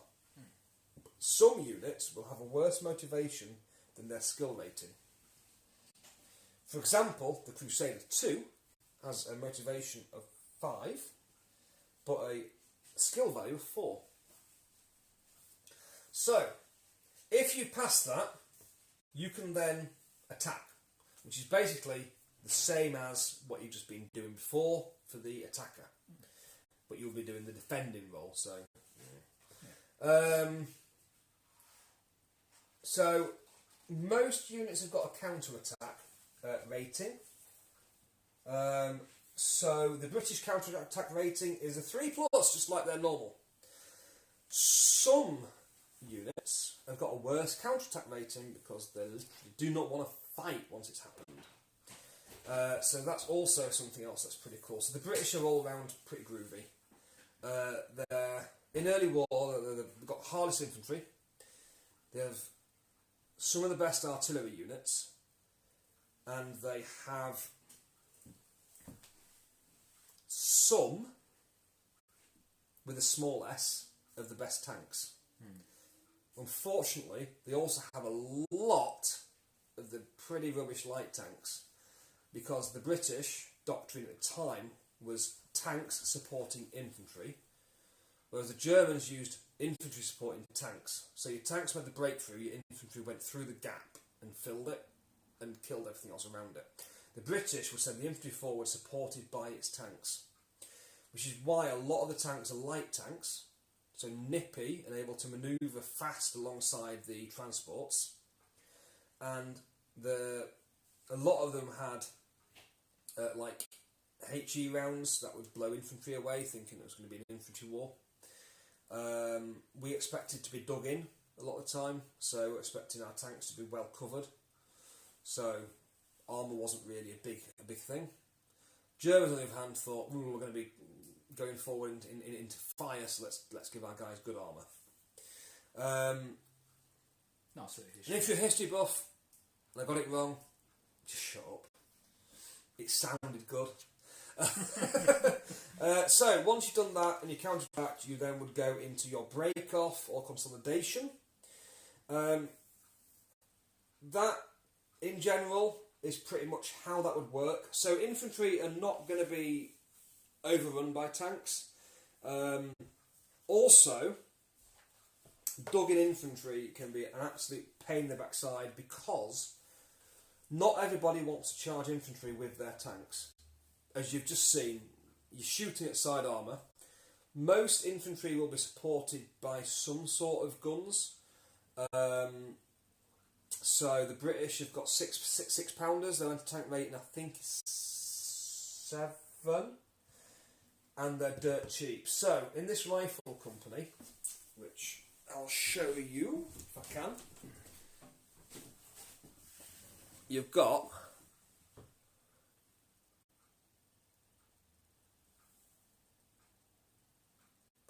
that's it, zoom on my hand. Rifle Company HQ, Rifle Platoon, there. Douchebag.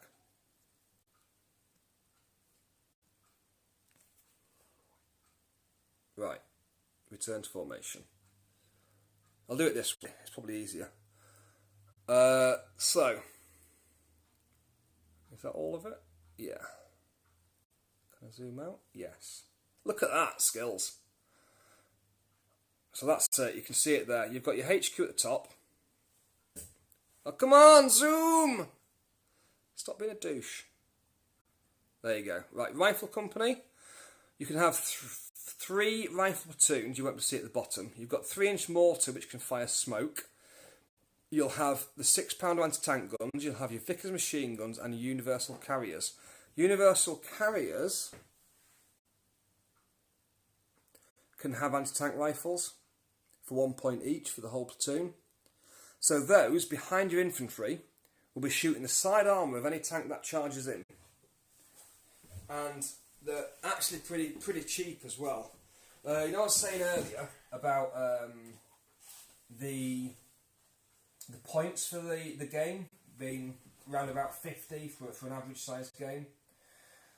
This platoon of infantry with support, you're looking at about 25 points. So that being half your army, but you'll end up with 2 lots of infantry, your HQ, your mortars, your 6-pounders. Mortars are handy because mortars can fire smoke. In Team Yankee, it's not a big deal, because most people have got night vision and the other one, infrared. That didn't exist in Second World War. So what that does, the mortar platoon puts smoke in front of your army, and it gives you a +1 to be hit. Add that on to the fact the enemy is normally going to be over 16. That'll give you a +2 to be hit. Let's say you're dug into foxholes. There's a +3 to be hit. So if you smoke your infantry when they're in foxholes, then not only are they concealed, They've also got your +1 for over long range, and just basically very hard to hit. I think I just said that twice, didn't I? The 6-pounder tank gun, on paper, looks like bag of wank. 12 points for 4 guns. Anti-tank is 9, but when you're looking at most of the Panzer IVs, Tigers and that being front armour 6, when you're firing, you've got a 28-inch range. When you're firing at them coming towards you, bear in mind most Panzers will be standing off with their longer range. You're looking at them only going through 1s and 2s, but as soon as that tank comes and assaults you, your anti-tank 9 hitting side armour means that tank is dead. So those guys supported, behind your infantry, will fire the anti-tank at the tank as it comes in and blow it away. So that means that your infantry will only be getting attacked by other infantry, which then means that you're having a lot of firepower against the attacking infantry, which means you might drive them off. Remember, all you need is 5 hits, which isn't actually a hard thing to get. So, infantry-wise, you have a lot of uses, and I've seen many an infantry army outdo tank armies. When I played Mark the other week, I had two full platoons of infantry and many artillery pieces, and I used my tanks as a screen as my infantry went to the objective. As soon as they realised they were getting to be a threat, it was too late. They were able to get in amongst them and with bazookas take out quite a majority of tanks near the objective and then hold the objective until the end of the game. I could not have done that with tanks. You can still hold objectives, but actually keeping them is difficult. No, because tanks are easy to now, get rid of, aren't they? The reason I say that is because, as Josh just said, tanks are easier to get rid of. Not by infantry as such, but by other tanks. So, let's say this is a 6-point tank against 6 points of infantry. You'll have like 6 or 7 bases of infantry with support and stuff here. That tank's got a machine gun. It will shoot the infantry, hitting on 4s normally. The infantry get a 3-up save. So that 3-up save means, obviously, as you know, it's a 1/3 chance in dying.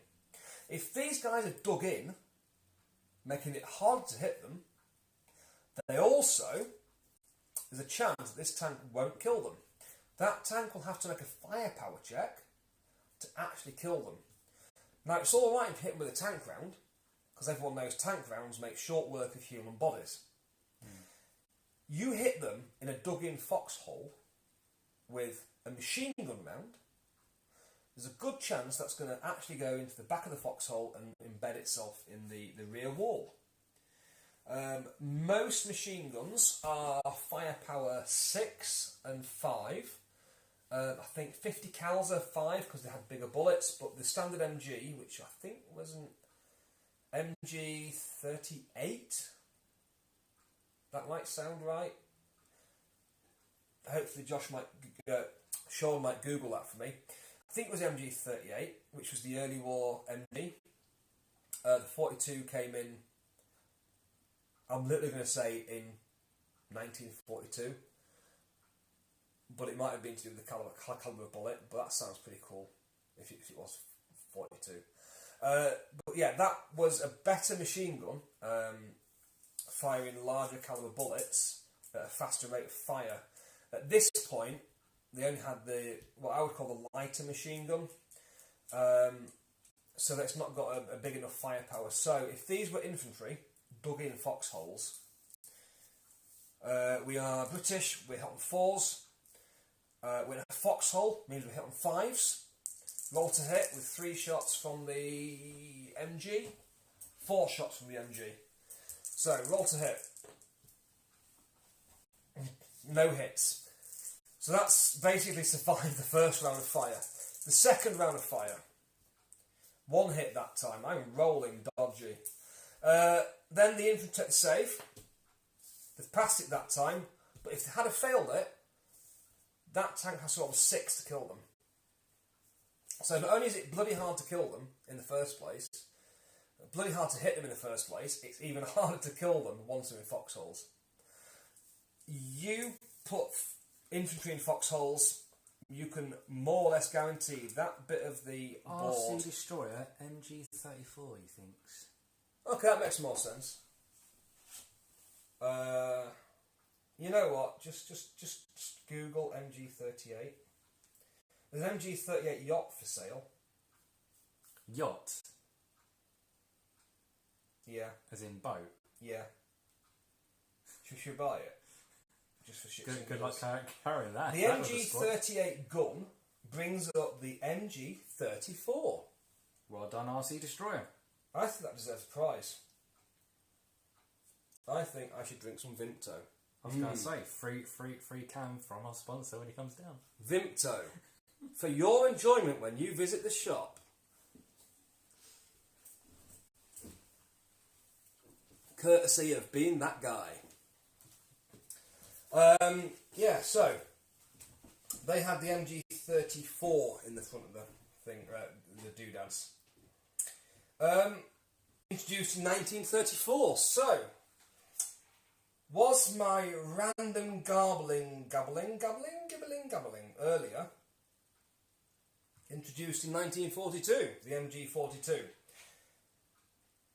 was Google. So is that how they ended up naming their guns? Did they just It seriously wouldn't do it surprise by me. ears? Where's Wikipedia on this? The MG42, also known as the Maschinengewehr 42, No. as it is in German. With anger. Maschinengewehr 42 replaced the MG34 in 1942.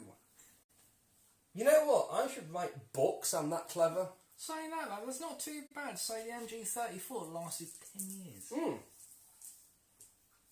The BAR lasted a lot longer. The Browning automatic rifle was introduced in I think it was 1921. Yeah. I think. It could be 1919. I think the 1919 was the machine gun. Yeah. That they had, the medium heavy machine gun. But the Browning automatic rifle was introduced at the end of First World War as a trench clearer. It went from First World War to be used by quite a lot of armies, redesigned by the Polish to be more Polish, yeah. More, it made use of their ammo, and it actually made it more reliable and it jammed less. But yeah, it was designed at the First World War and used all the way through the Vietnam War. Oh wow! I think. We've got RC Destroyer. Didn't know Matt spoke German. Haha. Yeah, well, what I know, I know from school. So I know a little bit of German. Don't make me a fucking Nazi though. Sieg Heil! Sorry, it's warm in here today. I forgot the place. I do apologise. Yes, Vietnam was the end of the bar as well. Was that? RC Destroyer. Shit, I should write books on this stuff. Yeah. I just made that up. Made it up as I went. No, I didn't. I did. I didn't make up the bit about the First World War, but I did about the Vietnam War. I was thinking what year it kind of finished. I think it was just before the 70s.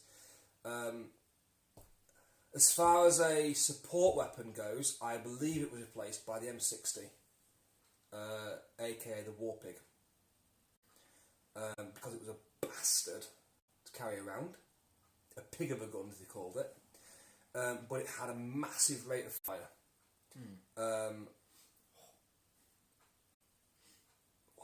farted again. Yeah.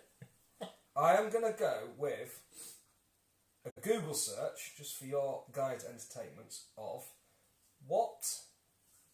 And if you can get this before me, you can have 2 cans of Vimto. What replaced the Browning automatic rifle? It was replaced... It was 1917, so I was 4 years out. Because Swain said 19. I said 1919 or 1921, but it was in 1918.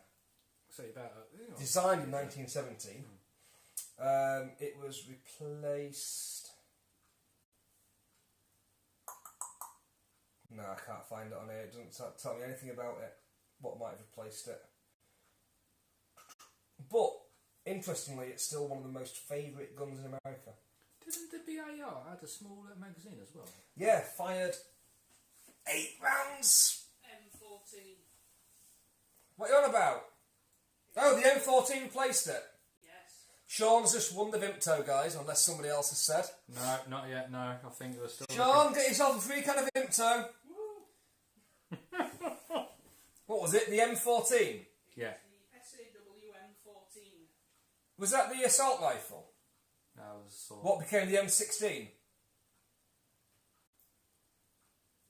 No, it was the apparently the M14, and it was then later replaced By the M16? Oh, the M60? Yeah. Oh shit! So the pig replaced the replacement. They briefly went without an actual dedicated support weapon. Jesus. That's bad. No wonder they lost. What was it after Vietnam? No, Korea was before Vietnam, wasn't it? Korea was in the 50s. What do you mean? What war came after Vietnam? Mm. It would be like the Falklands or something. The most well known would be the Gulf War. Oh, Gulf. Yeah. Oh right, yeah. The M14 was basically an M1 carbine with an extended box magazine,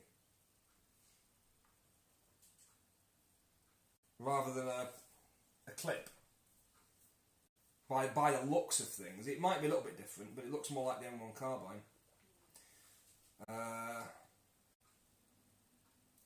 Interestingly, looks like it's used as a sniper rifle now. Anyway, that's not Flames of War. That's random tat. Where was I? Anybody know? No, what was you doing? I was explaining infantry. I was explaining how good infantry are dug in. And I was probably going to say how artillery are the only way to get rid of dug in infantry. Yes, because you mentioned about their anti-tank. You also mentioned about how tanks are rubbish at getting rid of infantry. Yes. It's hard hit and harder to... I mean, you can run them over if you're very, very lucky. You can run infantry over. But if you protect your infantry correctly, then it's impossible, nigh on impossible, to get rid of them. The only option you have is to drop an artillery strike on them. Unfortunately, the only effective use of artillery that I can see are the American priests. Oh, they were But because you can take 6 in the unit. So the British have the bishop, but in this game you literally fire with priests. The British use them in 4s, the Americans use them in 6s. Now obviously you can see, used in 4 compared to using 6s, no-brainer. 6 is better. If you use 6 you get a +1 to hit once you've ranged in. 4 is a flat 0 to hit.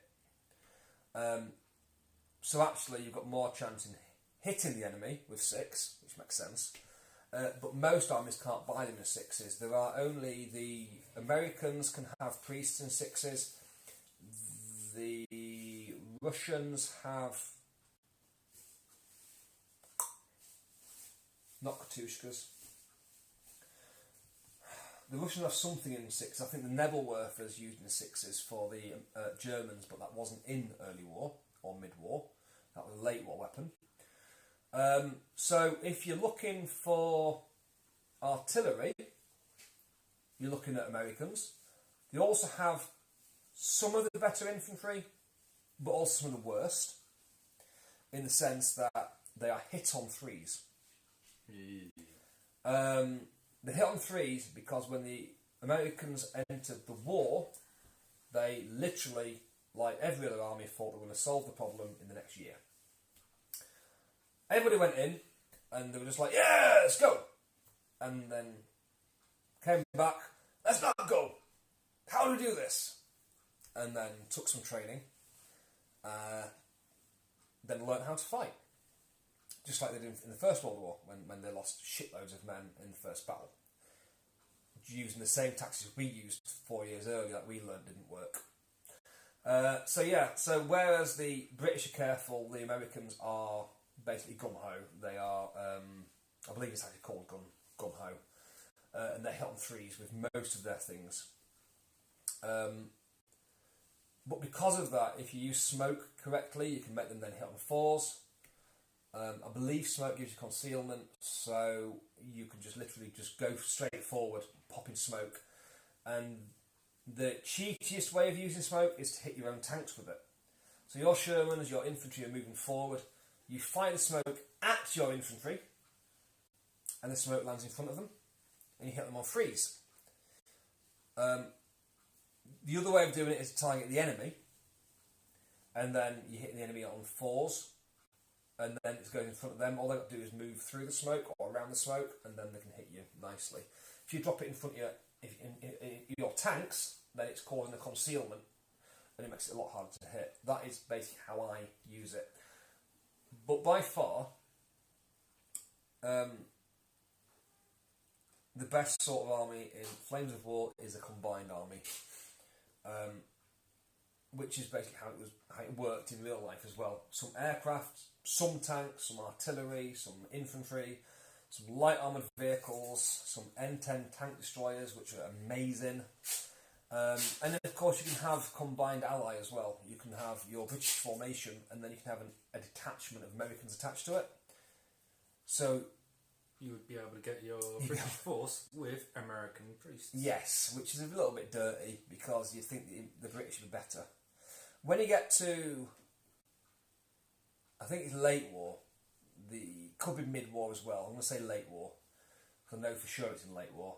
The British get, I think it's overhead fire or something daft like that, where the British had been fighting for so long and training for so long that they learnt how to range their shots on the enemies, on the Germans, on the Italians. So you get to re-roll your failed hits when the enemy is at a certain distance. I think it's over 16.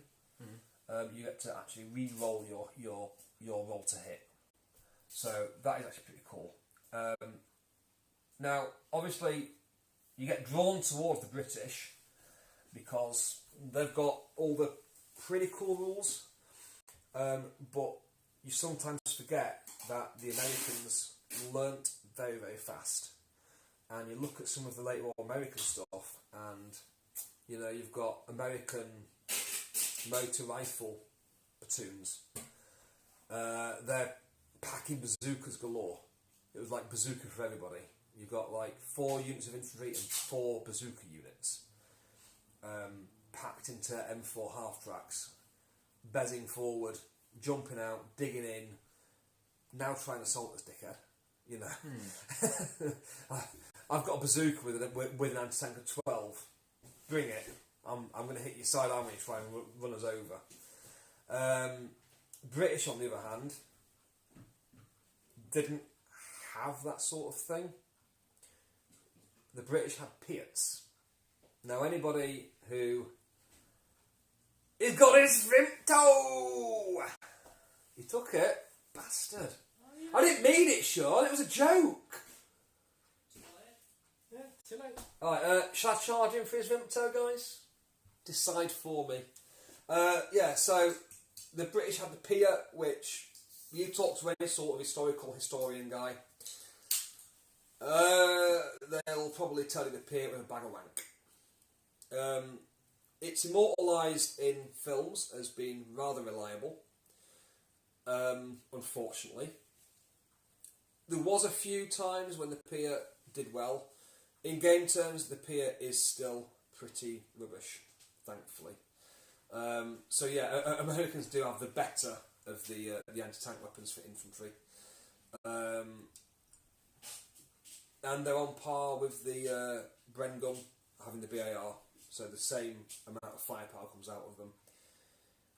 They do get a lot of veteran units because they did get thrown into the shit a lot of the time. And even though the Americans will tell you that they won the war, that was only because they literally ran at the enemy and learnt the hard way. I mean, it is getting to 20 to 12. You've been going for 2.5 hours. 2.5 hours. Do you want to have a sit down? I can re-angle the camera if you want. Can do. I'll grab a chair over for you. I mean, I could probably talk for another 10 hours.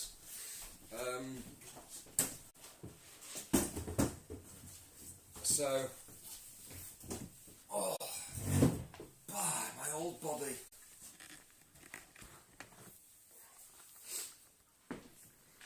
I look like an old man now. And what was that program on TV when it's starting going, "Oh, good evening." I know there could be several programs.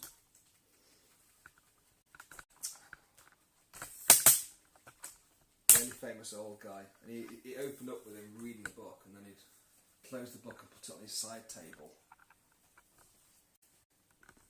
Sean looks like he knows what I'm on about as well.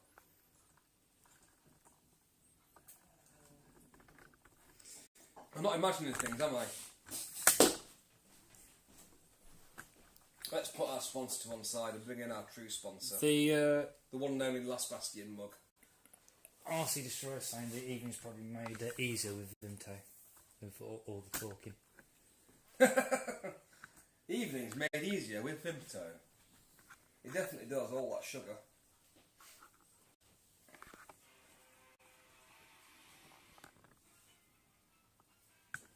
Oh god, that, yeah! Alfred Hitchcock presents. I wasn't imagining things then. Oh god.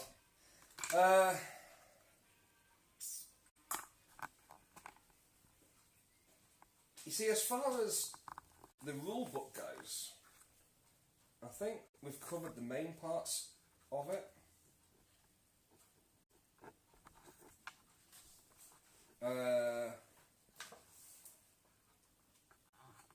Our board looks way better.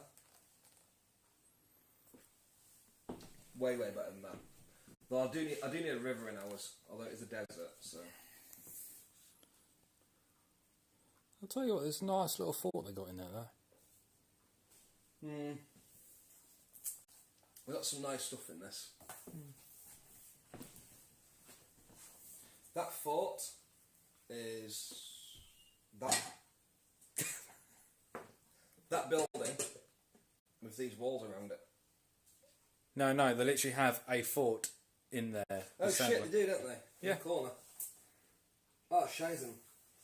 Didn't see that.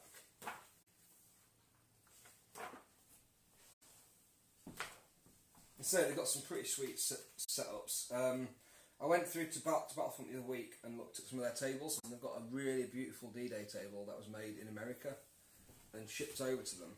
Unfortunately, it got knocked on the way over. I don't know how, but in shipping it got basically bashed. Something knocked in And, transit? How bizarre! They'd edged it with a really nice bit of wood that they'd then painted and flocked over, and it literally got hit from the bottom, pushed the gaming table up, and smashed all the corners. All the edge was smashed to pieces. One unfortunate fact was it was a sea, a coastal, a D-Day landing coastal thing. So it had the sea come round with an estuary running up the middle of it.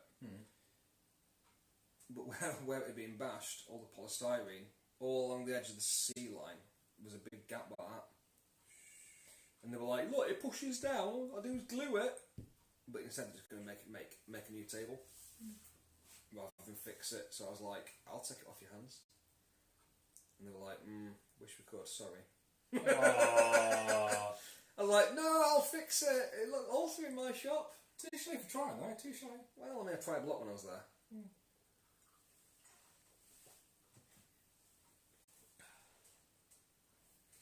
That wasn't as good as your earlier cuppa. It was still wet and nice. I'm sure there's a sex joke there somewhere. This is going to be a constant thing now, isn't it? I'm constantly going to be judged on the cup of teas now. That was an awesome cup of tea earlier. It was perfect. Just the right strength. Something I mentioned earlier was command, wasn't it? Command. Staying in command. So if your units are in command, they can do things. If they're not, they can't do things. So while I'm on camera now and sat down with my Alfred Hitchcock moment, staying in command. So a team is in command. It can, if it's in command, it can move, shoot and assault normally. It is in command if it has at least 8 teams. A team from a unit with at least 8 teams is in command if it ends its move within 8 inches of its unit leader. The other day, Chris saw my photo on the thing. And the one thing he commented when I put it up, it was on our little private chat we have for Flames of War, which if you've got Facebook, guys, feel free to tell me and I'll add you to our Flames of War chat. We've got a special chat for the shop where people who want to play Flames of War can come in, post photos of what they're doing, ask questions. So just let me know and I'll add you to our Flames of War chat. You will need to be friends with me or friends with somebody in it because it isn't an open group.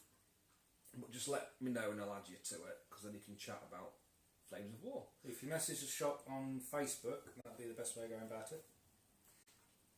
Pigeon. Yeah, carry a pigeon, yeah. And note through the door. Right, as we are doing Flames of War, pigeons were used. They were. And shot.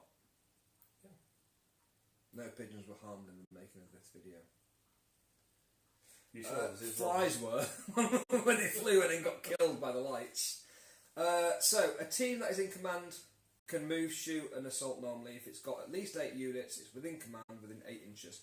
What you'll find a lot of people in Flames of War do is they get their... Don't worry, I'll put them here.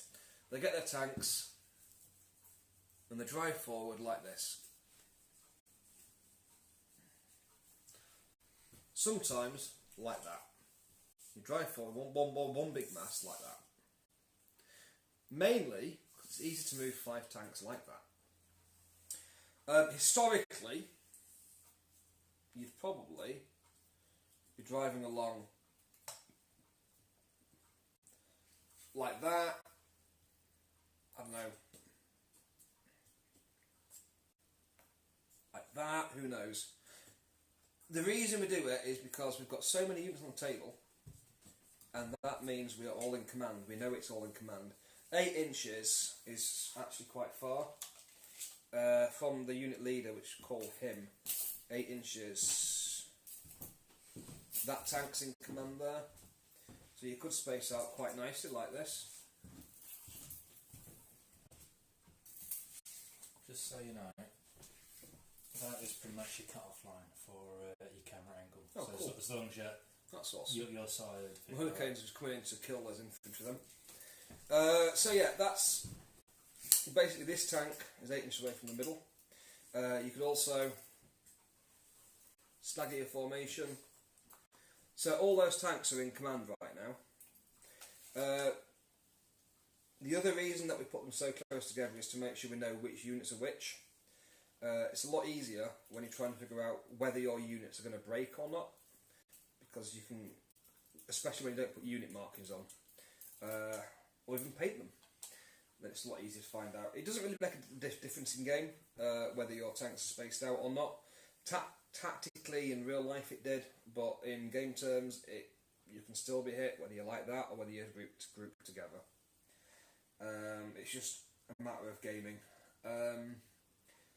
So a team from a smaller unit, so this team here, which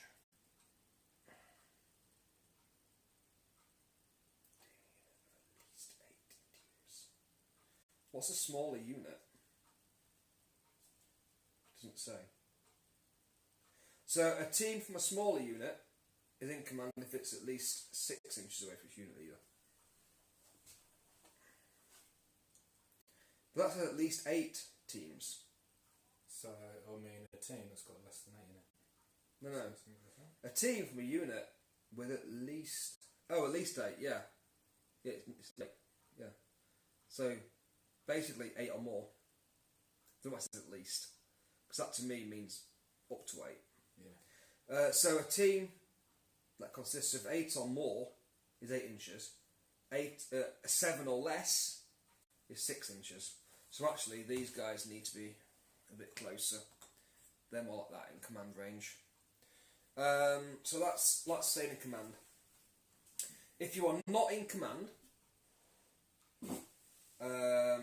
so if you are not in command and cannot meet the requirement to be in command by the end of your movement, you count as being out of command, which means you must remain in place and suffer no penalties. You must move at tactical speed, suffering a +1 penalty to score to hit. Now, that's unusual. Normally at tactical speed you suffer no penalties to hit. So if you're over here, for instance, I'm not sure why you'd be over here because you'd be keeping coherency anyway. So if this guy's like, I forgot to come to see you guys. I was making a cup of tea. So he then has to move forward to get within command. If they decide to shoot, he has a +1 to hit. So they hit on, say, 4s, he hits on 5s. Basically because he had to put his cup of tea away. And if you cannot do either of them, you must move at dash speed, directed towards your unit leader, avoiding intervening obstacles. Now, when it says remain in place with no penalty, that surely would mean you can just stay over here and shoot in real life without any penalty to it. So what's the point in staying in command range? Other than being able to do the commands, blitz moves and stuff. There you go. But if you're the sort of player who doesn't bother with that sort of thing, just drive wherever you want. Well, other than being out of command range and then... That's interesting. Okay, it does actually matter. Quick thought there for you. Literally brainwave. You're shooting my unit. Yep. You target this tank here. Mm-hmm. This tank is my leader. Yeah. You target him and you hit him. You only hit on the unit. The only option he has to survive this is to pass his hit to another target. It's called mistaken identity. But you won't be able to do it if you're out of command coherency. Well, if he dies, there's no command. Therefore, let's say he doesn't pass it off and he blows up, kaboom, all these tanks are now out of command. Yeah. Because the unit leader's dead. Therefore, the only thing they can do right now is stay where they are. They will not move forward, they will not move backwards. They can move at tactical speed but suffer a +1 to hit. So that means that they'll go, let's advance, guys. But because there's no leader telling them what to do, they're deciding themselves. Radio chatter, confusion, they're now all those are a +1 to hit. So, not when you're playing me though, because obviously that's cruel. Target your opponent's unit leaders. So saying that though, does that mean on their next activation that takes effect? Yeah, because... Yeah, because I've... Well, you'd have killed him in your turn. Yeah, so they wouldn't do anything until the next turn anyway, to which they can't do anything. Yeah, so in your turn you kill him, their turn starts, they can either move with a +1 to hit, or stay where they are and just fire on you. Yes, we've got RC Destroyer. Oh, command can be massively important then. It can, yes. Turns out it can be. It can be absolutely huge.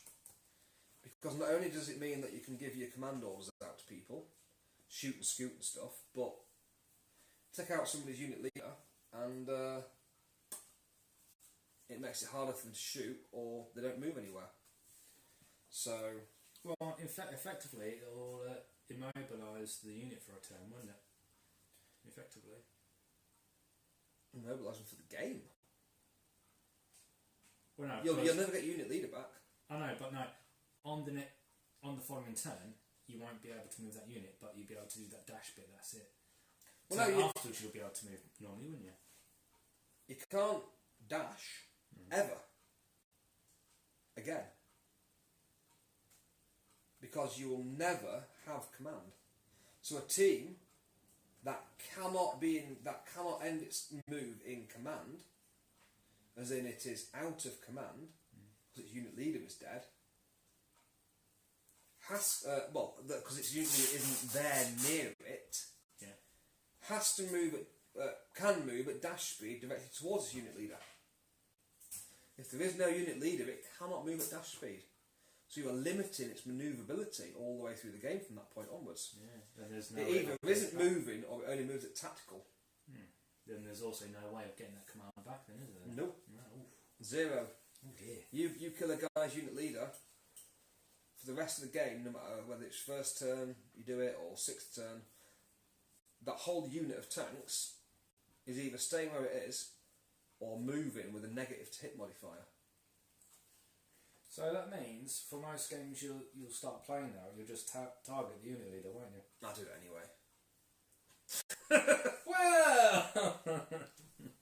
But yeah, I mean, there is a way around it. You can pass off the hit on a 3-up.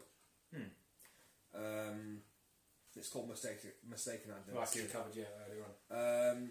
You can.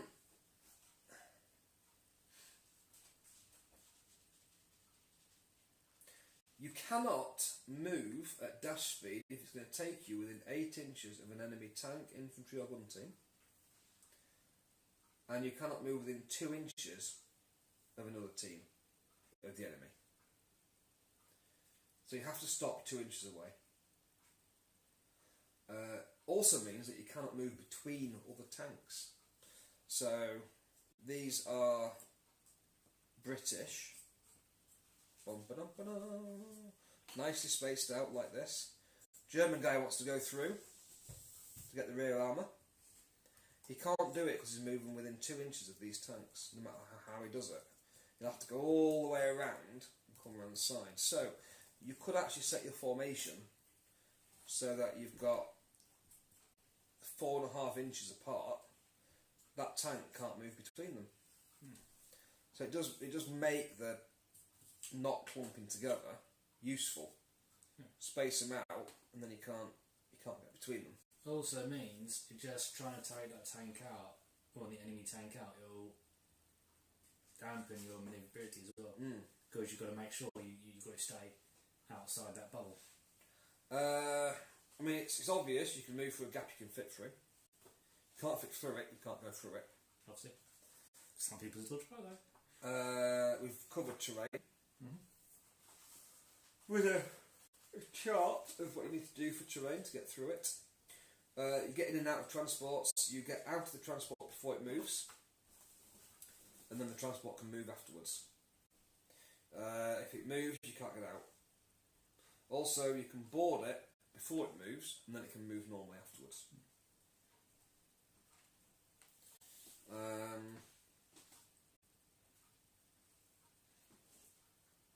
So it does mean if you had any troop carriers, if you were to disembark and use them, the troops, means you would have to wait the following turn after the movement to get the troops out. For example, you're moving troops to take an objective, you move the transport onto that objective, Then you've got to wait the next turn to get the troops out.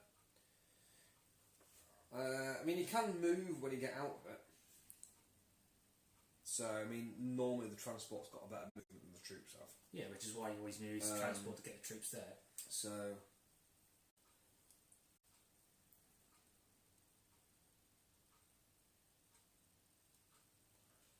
if you haven't got a gun on your transport, you've got to remove it at the end step. So as soon as your unarmed transport is to deploy its troops, say it's a truck without a gun, it just drives to the table and doesn't do anything else. Question. This is from RC Destroyer. If a transport had troops in and was destroyed, I assume the troops are lost as well. No, they're not. If it was a helicopter, If it's a helicopter, yes. Thankfully, there weren't. There were helicopters, but there weren't helicopters in World War II. There were helicopters in World War II, but they weren't used for transporting men in the it battlefield. was just They were used for bringing supplies, taking out wounded. Not many people know it, but every single nation worked on the use of helicopters, but they didn't really perfect it until after the war, when they realised the potential of the helicopter. well, yeah, because in World War II, prime example is the MASH TV series. It shows you what the helicopters were like. It literally was just a frame. MASH was Vietnam. Well, still the same thing. Even in Vietnam, it shows that it was just a wireframe, wasn't it? No, the Huey. That was Vietnam. Oh no, I'm talking about the ones used in MASH. They were still a wireframe, even in Vietnam. So it shows. Were they? Yeah, the medical ones were. It pretty much was an exoskeleton in a sense, wasn't it? There wasn't much to it, so that shows that they didn't. MASH was Vietnam, wasn't it? Because at the end they got Yeah. everyone and killed, didn't they? Yeah. Yeah, that was like the massive ending of MASH was getting everyone and everyone dying. Yeah, but it ends up ending then going back. Still the same kind of thing though with the style of helicopter. They were wireframe, weren't they? Yeah, you're right. And that was the type. In That that was one. in World War II Yeah. as well, the wireframe. Yeah. Very much Leonardo da Vinci sort of style. Yeah. Well, yeah, it was him, right. So, your passengers in your vehicles. Your vehicle gets blown up, your passenger takes an armour save, which covered earlier, 3 up. If you pass your 3 up save, you get out of your transport and are automatically pinned down. You get out at the, well, I'll say rear, but that doesn't work if the enemy's at the rear. So, this is the transport, this is the tank shooting it. It blows up, the men disembark here, directly away from what blew up the transport. If this is your transport driving along, and the tank drives up the back of this ridge and comes over the top and shoots it in the rear, they jump out the front. Basically, your infantry jump out directly away from the side, the rear of what just killed the transport. They dismount the furthest point away from the thing that just blew up. Yeah. Which is good and bad, because you might end up being pinned the entire game behind a burning wreck, which means you can't do anything. And also as well, can they use the vehicle as cover? Yes. The big thing about Flames of War, which is unlike most other games, most other games, your tank dies, you take it off. In Flames of War, let's pass us markers over. God, those Stewards look amazing on that table. Well, they kept it more historical in case of that's what got done in the war. Yeah. Therefore, they reenact it on this, don't they? So, either you put your tank on its side, you pull its turret off, which these are painted, and I sprayed all the turrets individually, so they do come off, but they're really tight fit. So, for these vehicles, I would do this. That is now a burning wreck. Infantry can use that as cover. That would give you concealment from the enemy.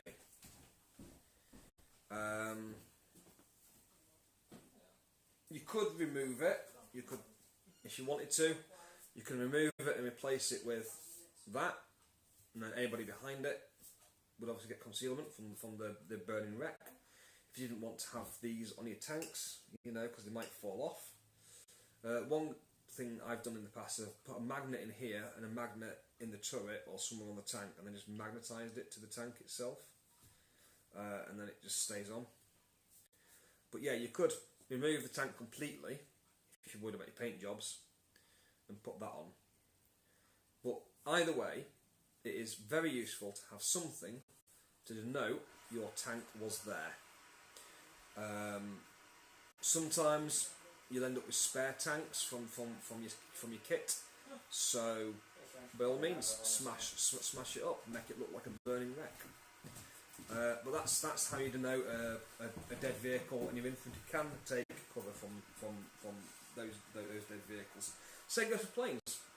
If your plane gets shot out of the sky, put a burning plane on the floor.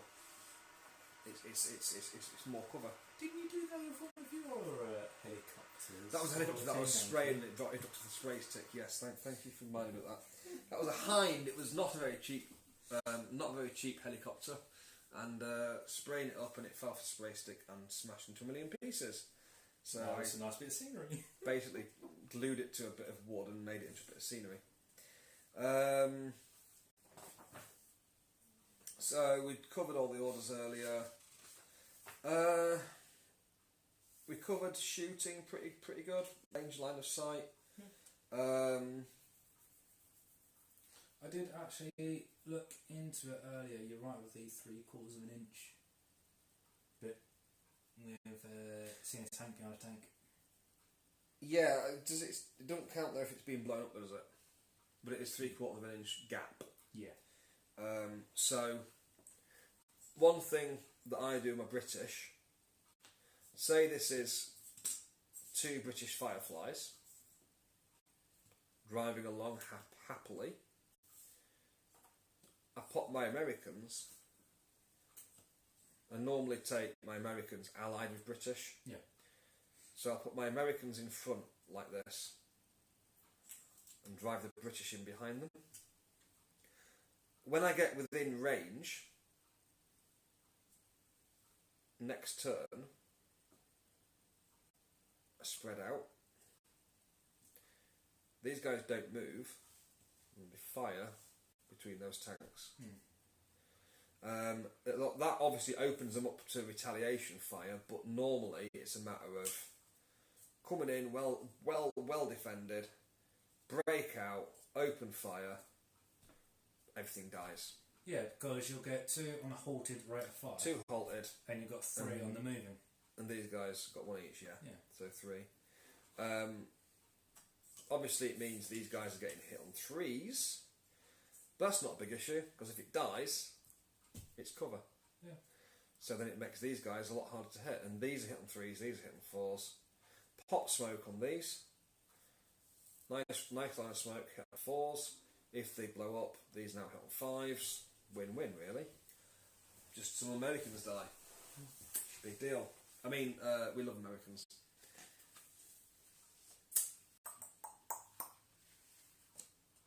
Next.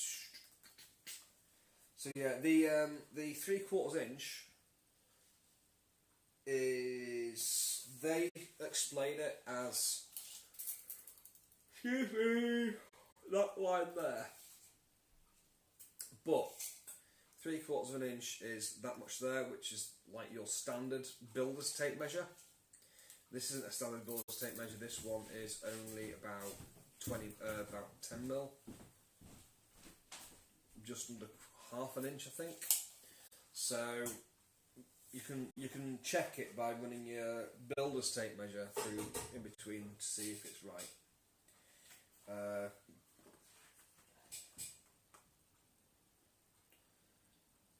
Sure, and you took that tape measure, didn't you? That big one.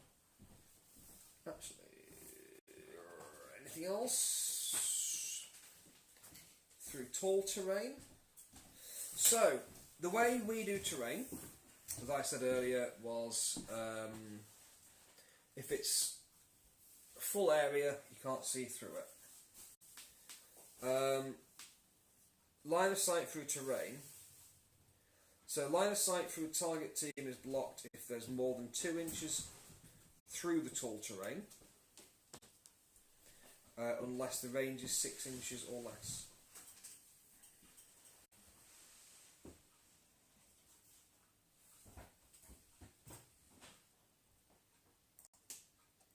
Which is just a weird way of wording that one. So what it's saying is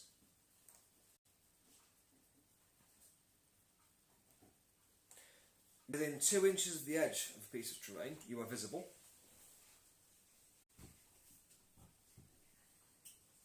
If you are over 6 inches through the terrain, you are not visible.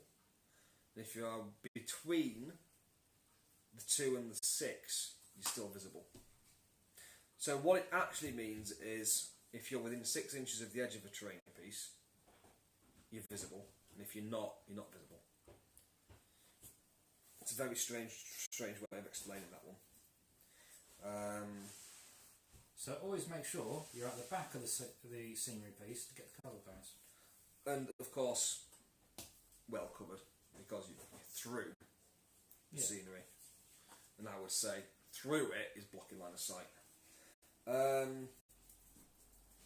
In the book it says these only conceal, they don't block. And concealed with dug in, did that earlier. Concealment from aircraft, if aircraft are flying around and you're within 4 inches of a terrain piece, it says you are covered.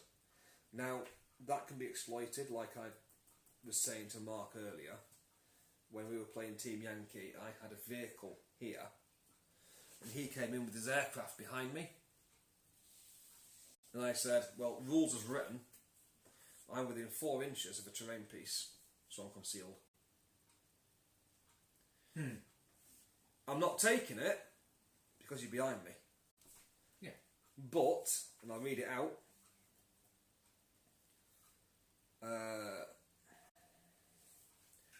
only target teams, I know they've worded it better in this one, only target teams seen through tall terrain within 4 inches of the target team are concealed from shooting aircraft. There we go.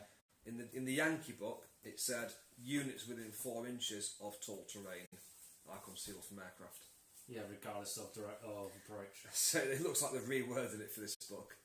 But yeah, it was. We read it and we were just like, that's just ridiculous. There's no way that would be concealed from the aircraft. No way. But we play it that way. We play it as you got to look through the terrain for it to count.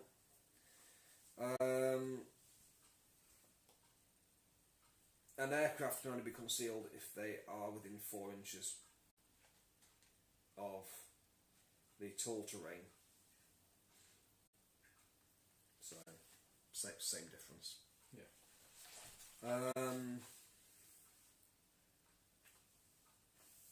It does let you do fast dice rolling. Sometimes fast dice rolling confuses stuff, but obviously if you're sensible about it, once you've chosen your target team, fast dice rolling doesn't really matter. I've got 6 attacks, rather than going, I'm going to roll to hit him, roll to hit him, roll to hit him. You always do the first man first, so we've rolled to hit those tanks, that tank is hit, then that tank is hit, then that tank is hit, then that tank is hit. Run out of tanks, back to the first tank. That is basically how you do it. If that first tank was a commander tank, you'd then pick up the dice, roll a 3 up, pass it on to the next tanks in line. Yes, because the commander then is saved yeah. as a mistaken target. Don't know how you would mistake another tank as a command tank, because the commander's normally got radio aerials and flags and all sorts all over his tank. Oh, sorry, mate, I didn't realise you was not a normal guy. I'm not going to shoot you now. I'll let you live. Well, saying that, though, it makes sense, though, that they would actually change some of the tanks up, so it would confuse you which one to go for. I suppose you'd give the guy all the radio aerials and then do it from a different tank, wouldn't you? So Yeah, Dave, Bob, you're new to this game. Get in that tank. just try this tank a bit. No worries. Then. If the dice rolls get to be a 7 or 8 to hit, so not a 6, Quite good. so a 7, then you'd need a 6 followed by a 5. If it's an 8 to hit, you need a 6 followed by a 6. If it's a 9 to hit, there is literally no chance in hell of hitting. It doesn't say that, it just says the shot can't hit. Yeah. But, you know, I prefer no chance in hell. So, assigning hits. This is when I find out I've been doing it wrong all the time. I'll read it out. Once all of the unit's teams have rolled to hit, the shooting player assigns the hits from the shooting unit. The hits must be assigned to teams that are a valid target from the team that scored the hit, part of the same unit or target team, and the same type of tank as the target team. So, we need to declare targets. So after checking range and line of sight for potential targets, the player must declare an enemy team as the target for each team in the unit. So, multiple teams can target a single enemy, or you can spread your fire as you wish. Once you've, as I said, once you've chosen your target, you could say my 20 tanks are shooting this tank here. Once I've got all my hits, I pass them to my opponent and say, that's my target tank, there's your dice, assign your hits. So if I've targeted his commander, he assigns one hit to him, and then the rest to the rest. A target team must be assigned at least one hit from the team that the teams from or teams that have targeted. So target the commander, I've got 20 hits, you have to assign one to it. The rest have to be assigned evenly, so each team has as close as possible the same number of hits from that type of weapon. The combined hits from a unit must also be assigned evenly. Which is what I was just saying earlier. You have to go 1, 2, 3, 4, 5. 1, 2, 3, 4, 5. It's down to the defender to allocate. It's down to the defender. So, you could say, well, that's the target tank, my HQ, my leader. I'll give one to him, but, you know, I've got 5 hits on 3 tanks. I'm going to put 2 on each of the other tanks. So it's not like start with the leader, go 1, 2, 3, back to the leader, 1, 2. I did explain that wrong. It's you could put 2 hits on your standard tanks, only 1 on the leader, even though he was the choice as target. If there was 6, he has to take another one. Because it has to be an even spread. Yeah. So until you've got an even spread, you don't have to give one to him. So HQ and independent units obviously then get the HQ independent unit, such as an observer, is targeted. The shooting player may select another unit to be assigned the hits between them as if they were the same unit. The hits will still be assigned using the normal rules, and the tanks in the unit must be the same type. So let's say these are all Shermans. My HQ, my leader of the army, is sat at the front. Everybody else is going, oh, God, come back here, what are you doing, you idiot, you've gone forward. And they're all chasing him, trying to get him back. And the whole army goes, tank, and open fires on this guy. And he gets like 7,000 hits on him. Everyone's a Sherman, he can go, it's alright mate, it's fine. I'm going to pass off all these hits to these tanks here. And that is, I believe, where the 3-up comes in. Which comes to mistaken target. So, basically, the target player may attempt to protect valuable teams like heavy weapons and reassign hits to other teams representing misidentification of the shooting team. So, we didn't mean to actually shoot him. Meant to shoot the other tank with the funny strike down it. So the player selects a team that they wish was hit, and rolls on a 3-up. You can swap all the hits on each team to the other team. Shit, I thought it was a 3-up for each hit. you know, just a 3-up in general, then all hits get allocated. That's pretty brutal. So 6 hits on that guy, and you roll the dice, I got a 1, all 6 on him. What we've been doing is saying, how many mistaken targets? Jesus, don't let me roll dice ever again. So mistaken target's only 1, and the other 5 go on that because I got 1s and 2s. I prefer our way of doing it, where you roll for each hit you've taken, rather than all the hits or none of the hits. That's a bit unfair. And then of course you roll your save. Went for that saying earlier. that though, it does mean it makes your commander that little bit harder to take out, because otherwise, Unless you fail your 3-up for.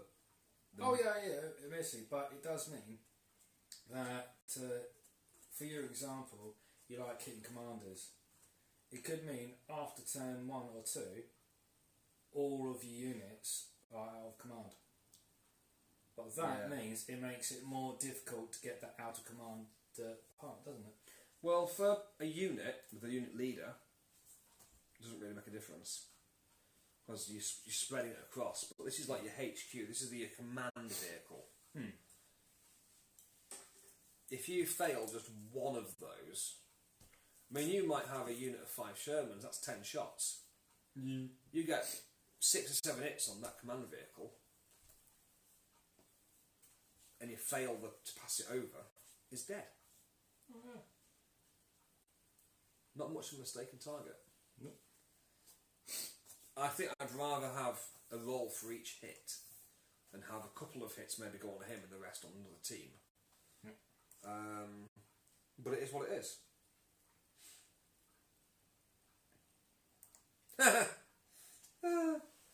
So they say when to use mistaken target. You won't need to use the mistaken target rule very often, as in most cases it makes little difference which of your teams your opponent shoots at. Really? Well, knowing that if you kill my HQ it makes a massive difference whether I can give orders out and stuff. Hello. Also, later on you'll find in formation morale, if your commander's dead, it has a negative effect on your formation. Obviously, they don't realise how many dirty players there are. Dirty.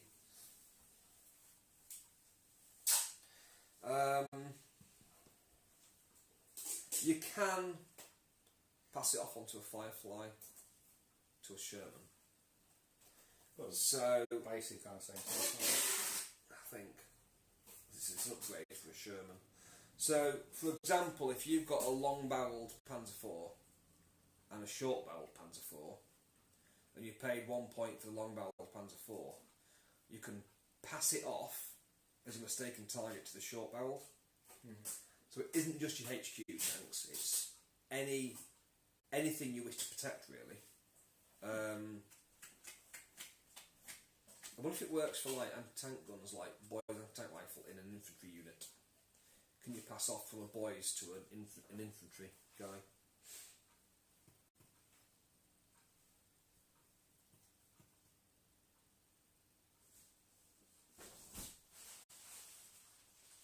Possibly.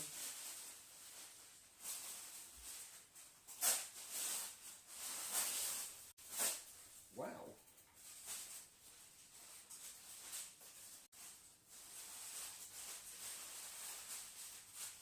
So you cannot use mistaken target if the enemy is within 4 inches of you.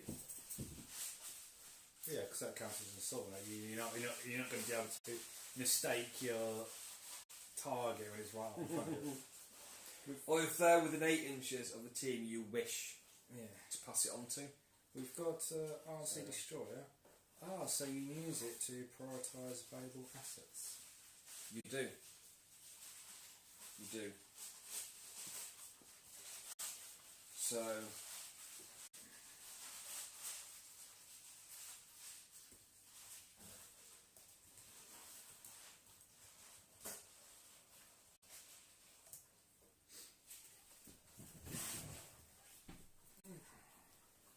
also, when you're remounting, if your commander is within 6 inches of a bailed out tank and it fails its bail back in roll, you can re-roll it.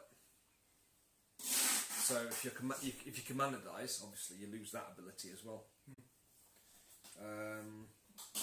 So there are certain things that commanders, they do give you some bonuses to platoon commanders. There's a lot of little bits in here that you sometimes miss as well. I mean, I missed that one. I could make use of that quite in a lot of my games. So that's something that I've missed, having played it for years as well. Most of the time, though, I think I'm just looking through these, and a lot of it I've covered already. Aircraft saves, yeah, done that. Killing commanders.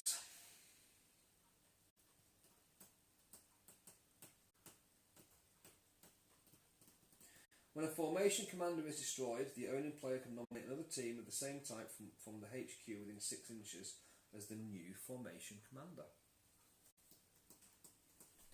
If they cannot do this, the owning player rolls a dice. On a 3-up, the commander survives and switches to another team if there's one available. If there are no teams of the appropriate type within 6 inches, the commander is killed.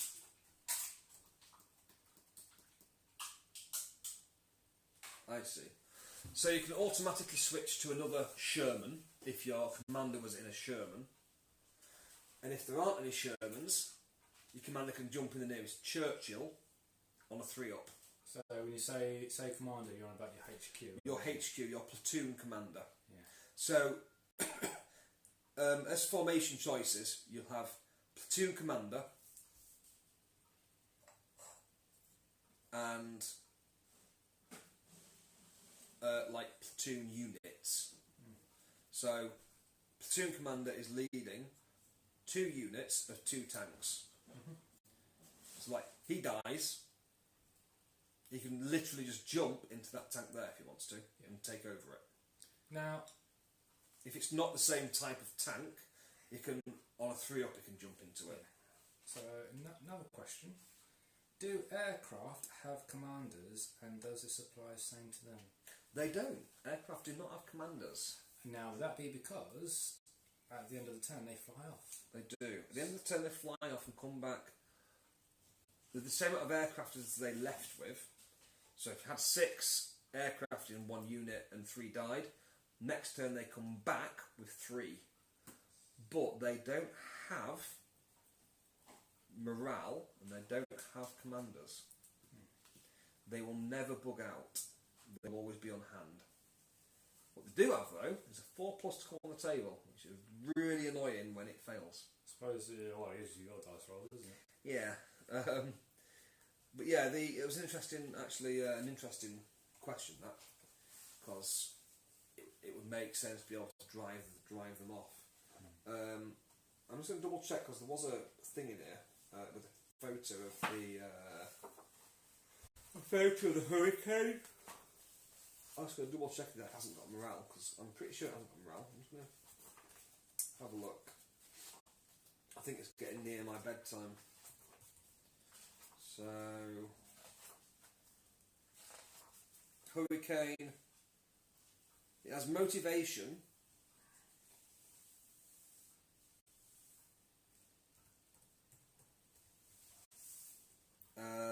Motivation. So it's got alright, that's going northern there. Right. That makes sense. So it's more of an attack run than a unit. It is, very much. It's an attack run.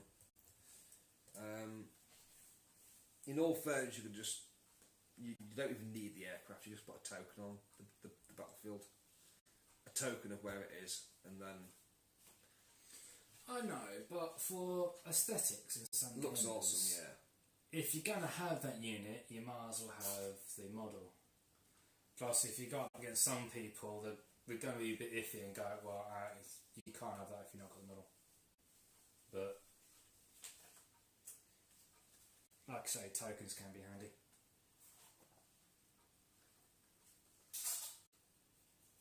Right, so...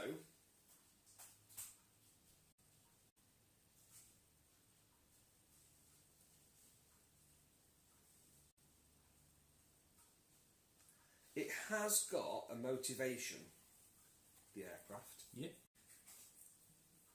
I cannot see any actual reason it has motivation.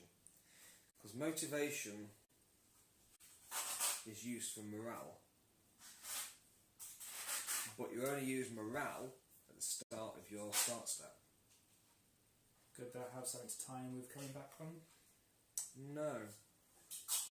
It's used for remounting build-out tanks, used for rallying pin-down units, used for checking unit last stand, used for checking formation last stand, used for...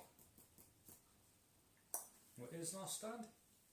Basically, if your units are less than 3 infantry... Less than what, sorry? Less than 3 infantry. Yep. If you're less than 2 tanks, or less than 2 guns, then you have to take a motivation test, otherwise you bug out and run away. So in a sense, that might have something to do with, say, if you've got a unit of 6 planes, for example, you're down to 2, you might have to do that for except for they do not come on the table until after that step. So, in fairness, if they're not physically on the table, do they have to physically take the morale test?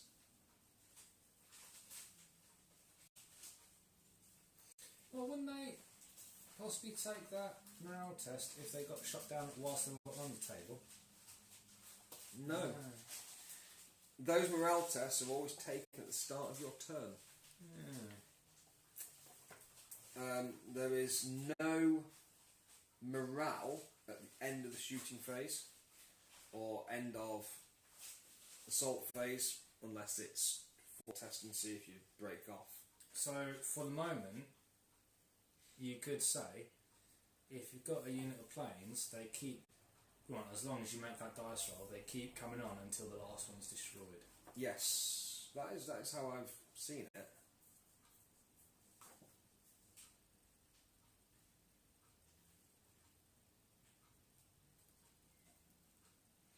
And this pretty much answers that question. Oh, well, that was quite good. Even though what I've just said is absolutely spot on according to these rules, I am technically wrong. Only on a technicality. Oh, careful admitting things like that. You are in good spirits if you have no teams bailed out or destroyed, or you have at least 2 tanks that are not bailed out, 2 gun teams, 3 infantry, or 1 aircraft. So when can an aircraft not be in good spirits? Yeah. When it is dead. Sounds about right, don't it? So what I said was correct. You never need to test for aircraft because they're off the table, because you only test for aircraft when they're dead.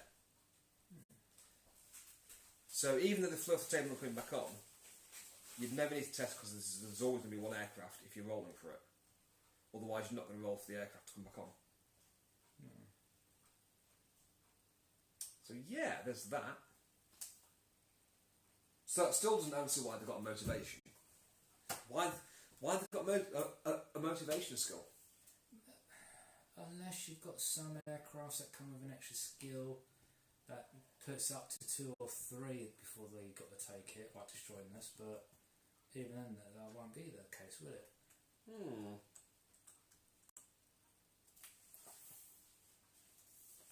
Maybe some guy just thought, they look lonely about it. Maybe the guy who wrote the unit cards was like, why has it got motivation? Just give it 4+. Because everyone else has. Skills are used for ranging in your bombs.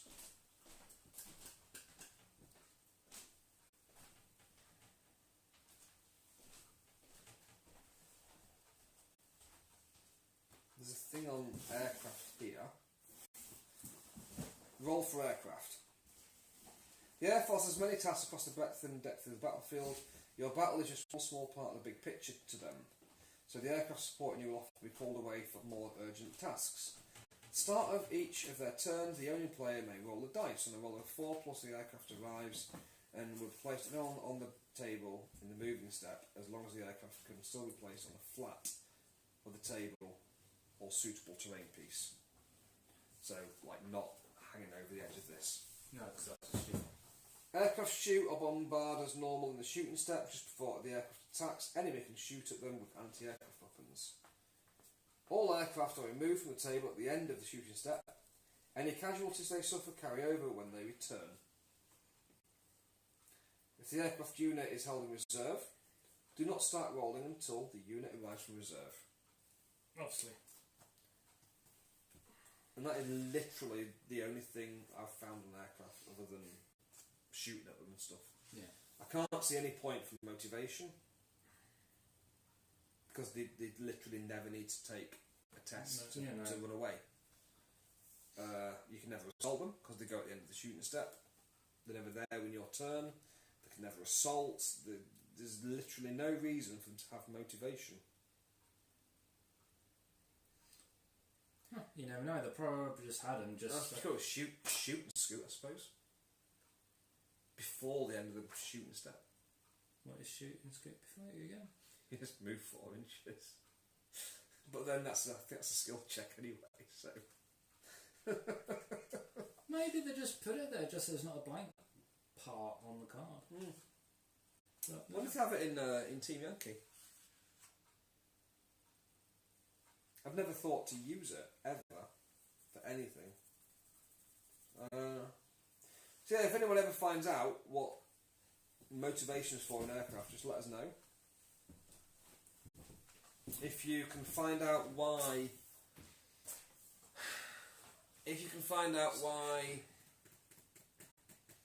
aircraft have got motivation, legitimately give us a reason, then I will give the person who tells us a painting set for Flames of War. No, you've got your Huey and your Cobra. They've just got courage and morale and skill. They've got courage. Yeah, courage. So why have they got courage? That's the same as motivation in this. Yeah. So yeah, there's a challenge. Free painting set for the person who can tell us why aircraft have motivation. Because it ain't for rallying. And the only thing they do is fly in and fly out.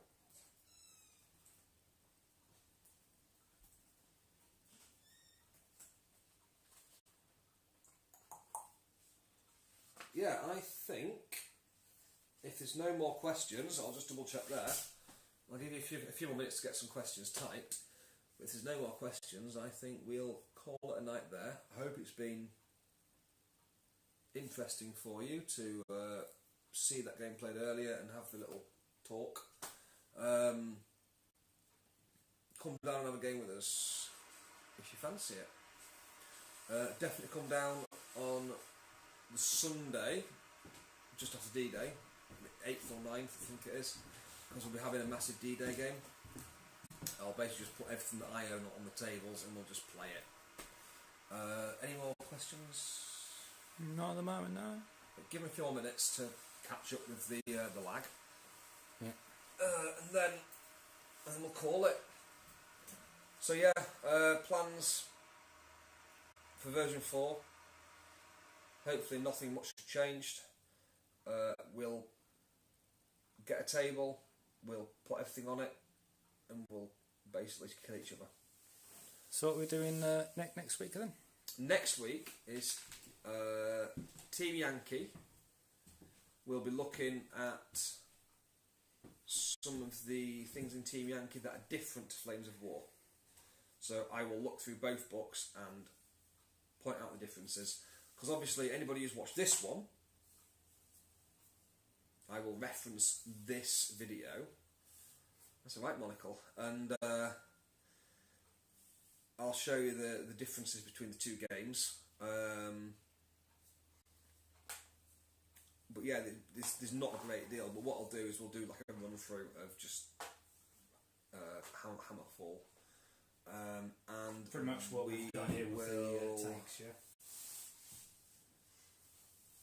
We have got a Hammerfall set to give away, so we will do the same as we've done with this one.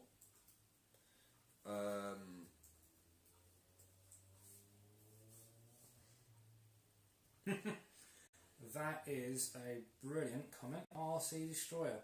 Oh, cool. Sounds fun. Great string. Very informative. Won't need a rule book by the time I start after. No. Sorry, I'll say that. I'll just completely brain fart there. Oh, cool. Sounds fun. Great string. Very informative. Won't need a rule book by the time I start playing after this. Haha. I'd like to think so. But unfortunately, you will. Well, Because you'll still need to, you can't just reference the video every 2 minutes. Oh, hang on, I'm just going to go to this. but you still have basic knowledge to actually go into. Oh, defo. start a Defo. game You and can feel start the game comfortable. and have the basic knowledge, and actually saying that you actually probably wouldn't need the rule book unless you wanted to read it at home, because the store has got a copy. One of the things that I like to do, which is something that most shops don't do, might I add, is your subs that you pay to the shop to play in the shop, part of that includes a copy of that on your table. So If you need it. if you need it. This is here on the table when you play. If you need a copy while you're here, that is available. Things like dice and tape measures, you can hire them off us, because obviously we can't give you everything, but your rule book, your basic rules for playing the game will be there with you. We do the same for Blood Bowl and any other game you want to play that we've got access to. It's just how great we are. I might have wrote in biro, crossed out some things that I don't agree with when you're playing against me. It's like this special book when you play me. It just says Matt wins. Scribbled out everything else. So yeah, there's that. So yeah, the Hammerfall set. I'm not going to say buy a set and win a set, but we'll think of a suitable competition to have to win a set of Hammerfall.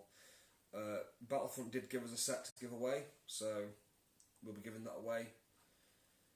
So next week, let me see, I'll be looking through this book and the Yankee book, and I will be going over the information. So between now and then, I'll look at a thing that I can do in that video, that if you're watching it, you can say, hang on Matt, blah de blah de blah, I'll have that Hammerfall set please.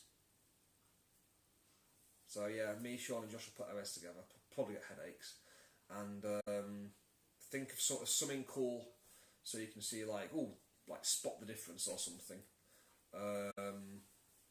One's Cold War tanks, one's World War II tanks. I mean, that would be a right good spot the difference. Different game, mate. So yeah, we'll give that some thought, and there'll be a very obvious mistake in the video. As it will be Team Yankee as well, it'll be on the other table. It'll be on the Team Yankee table, yeah. In the meantime, get in touch and tell us what you would like to see in Team Yankee that you might think will be different to Flames of War. One of which is helicopters. Yes. That's cool. Especially two different types of helicopters, especially when it comes to landing troops.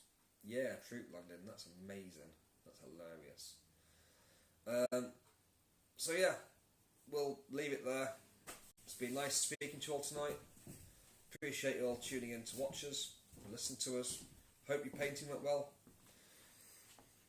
And if you're watching on YouTube, I'm guessing it's like us, subscribe, follow us, and whatever else it is that's on YouTube. The usual gumph. The usual rubbish. And buy me lots of chocolate. Next week, new sponsor, I think. Yeah. some sort of cool sponsor for next week. So yeah, bye guys, see you later, hope to see you for the week. Join us next week. Thank you, bye.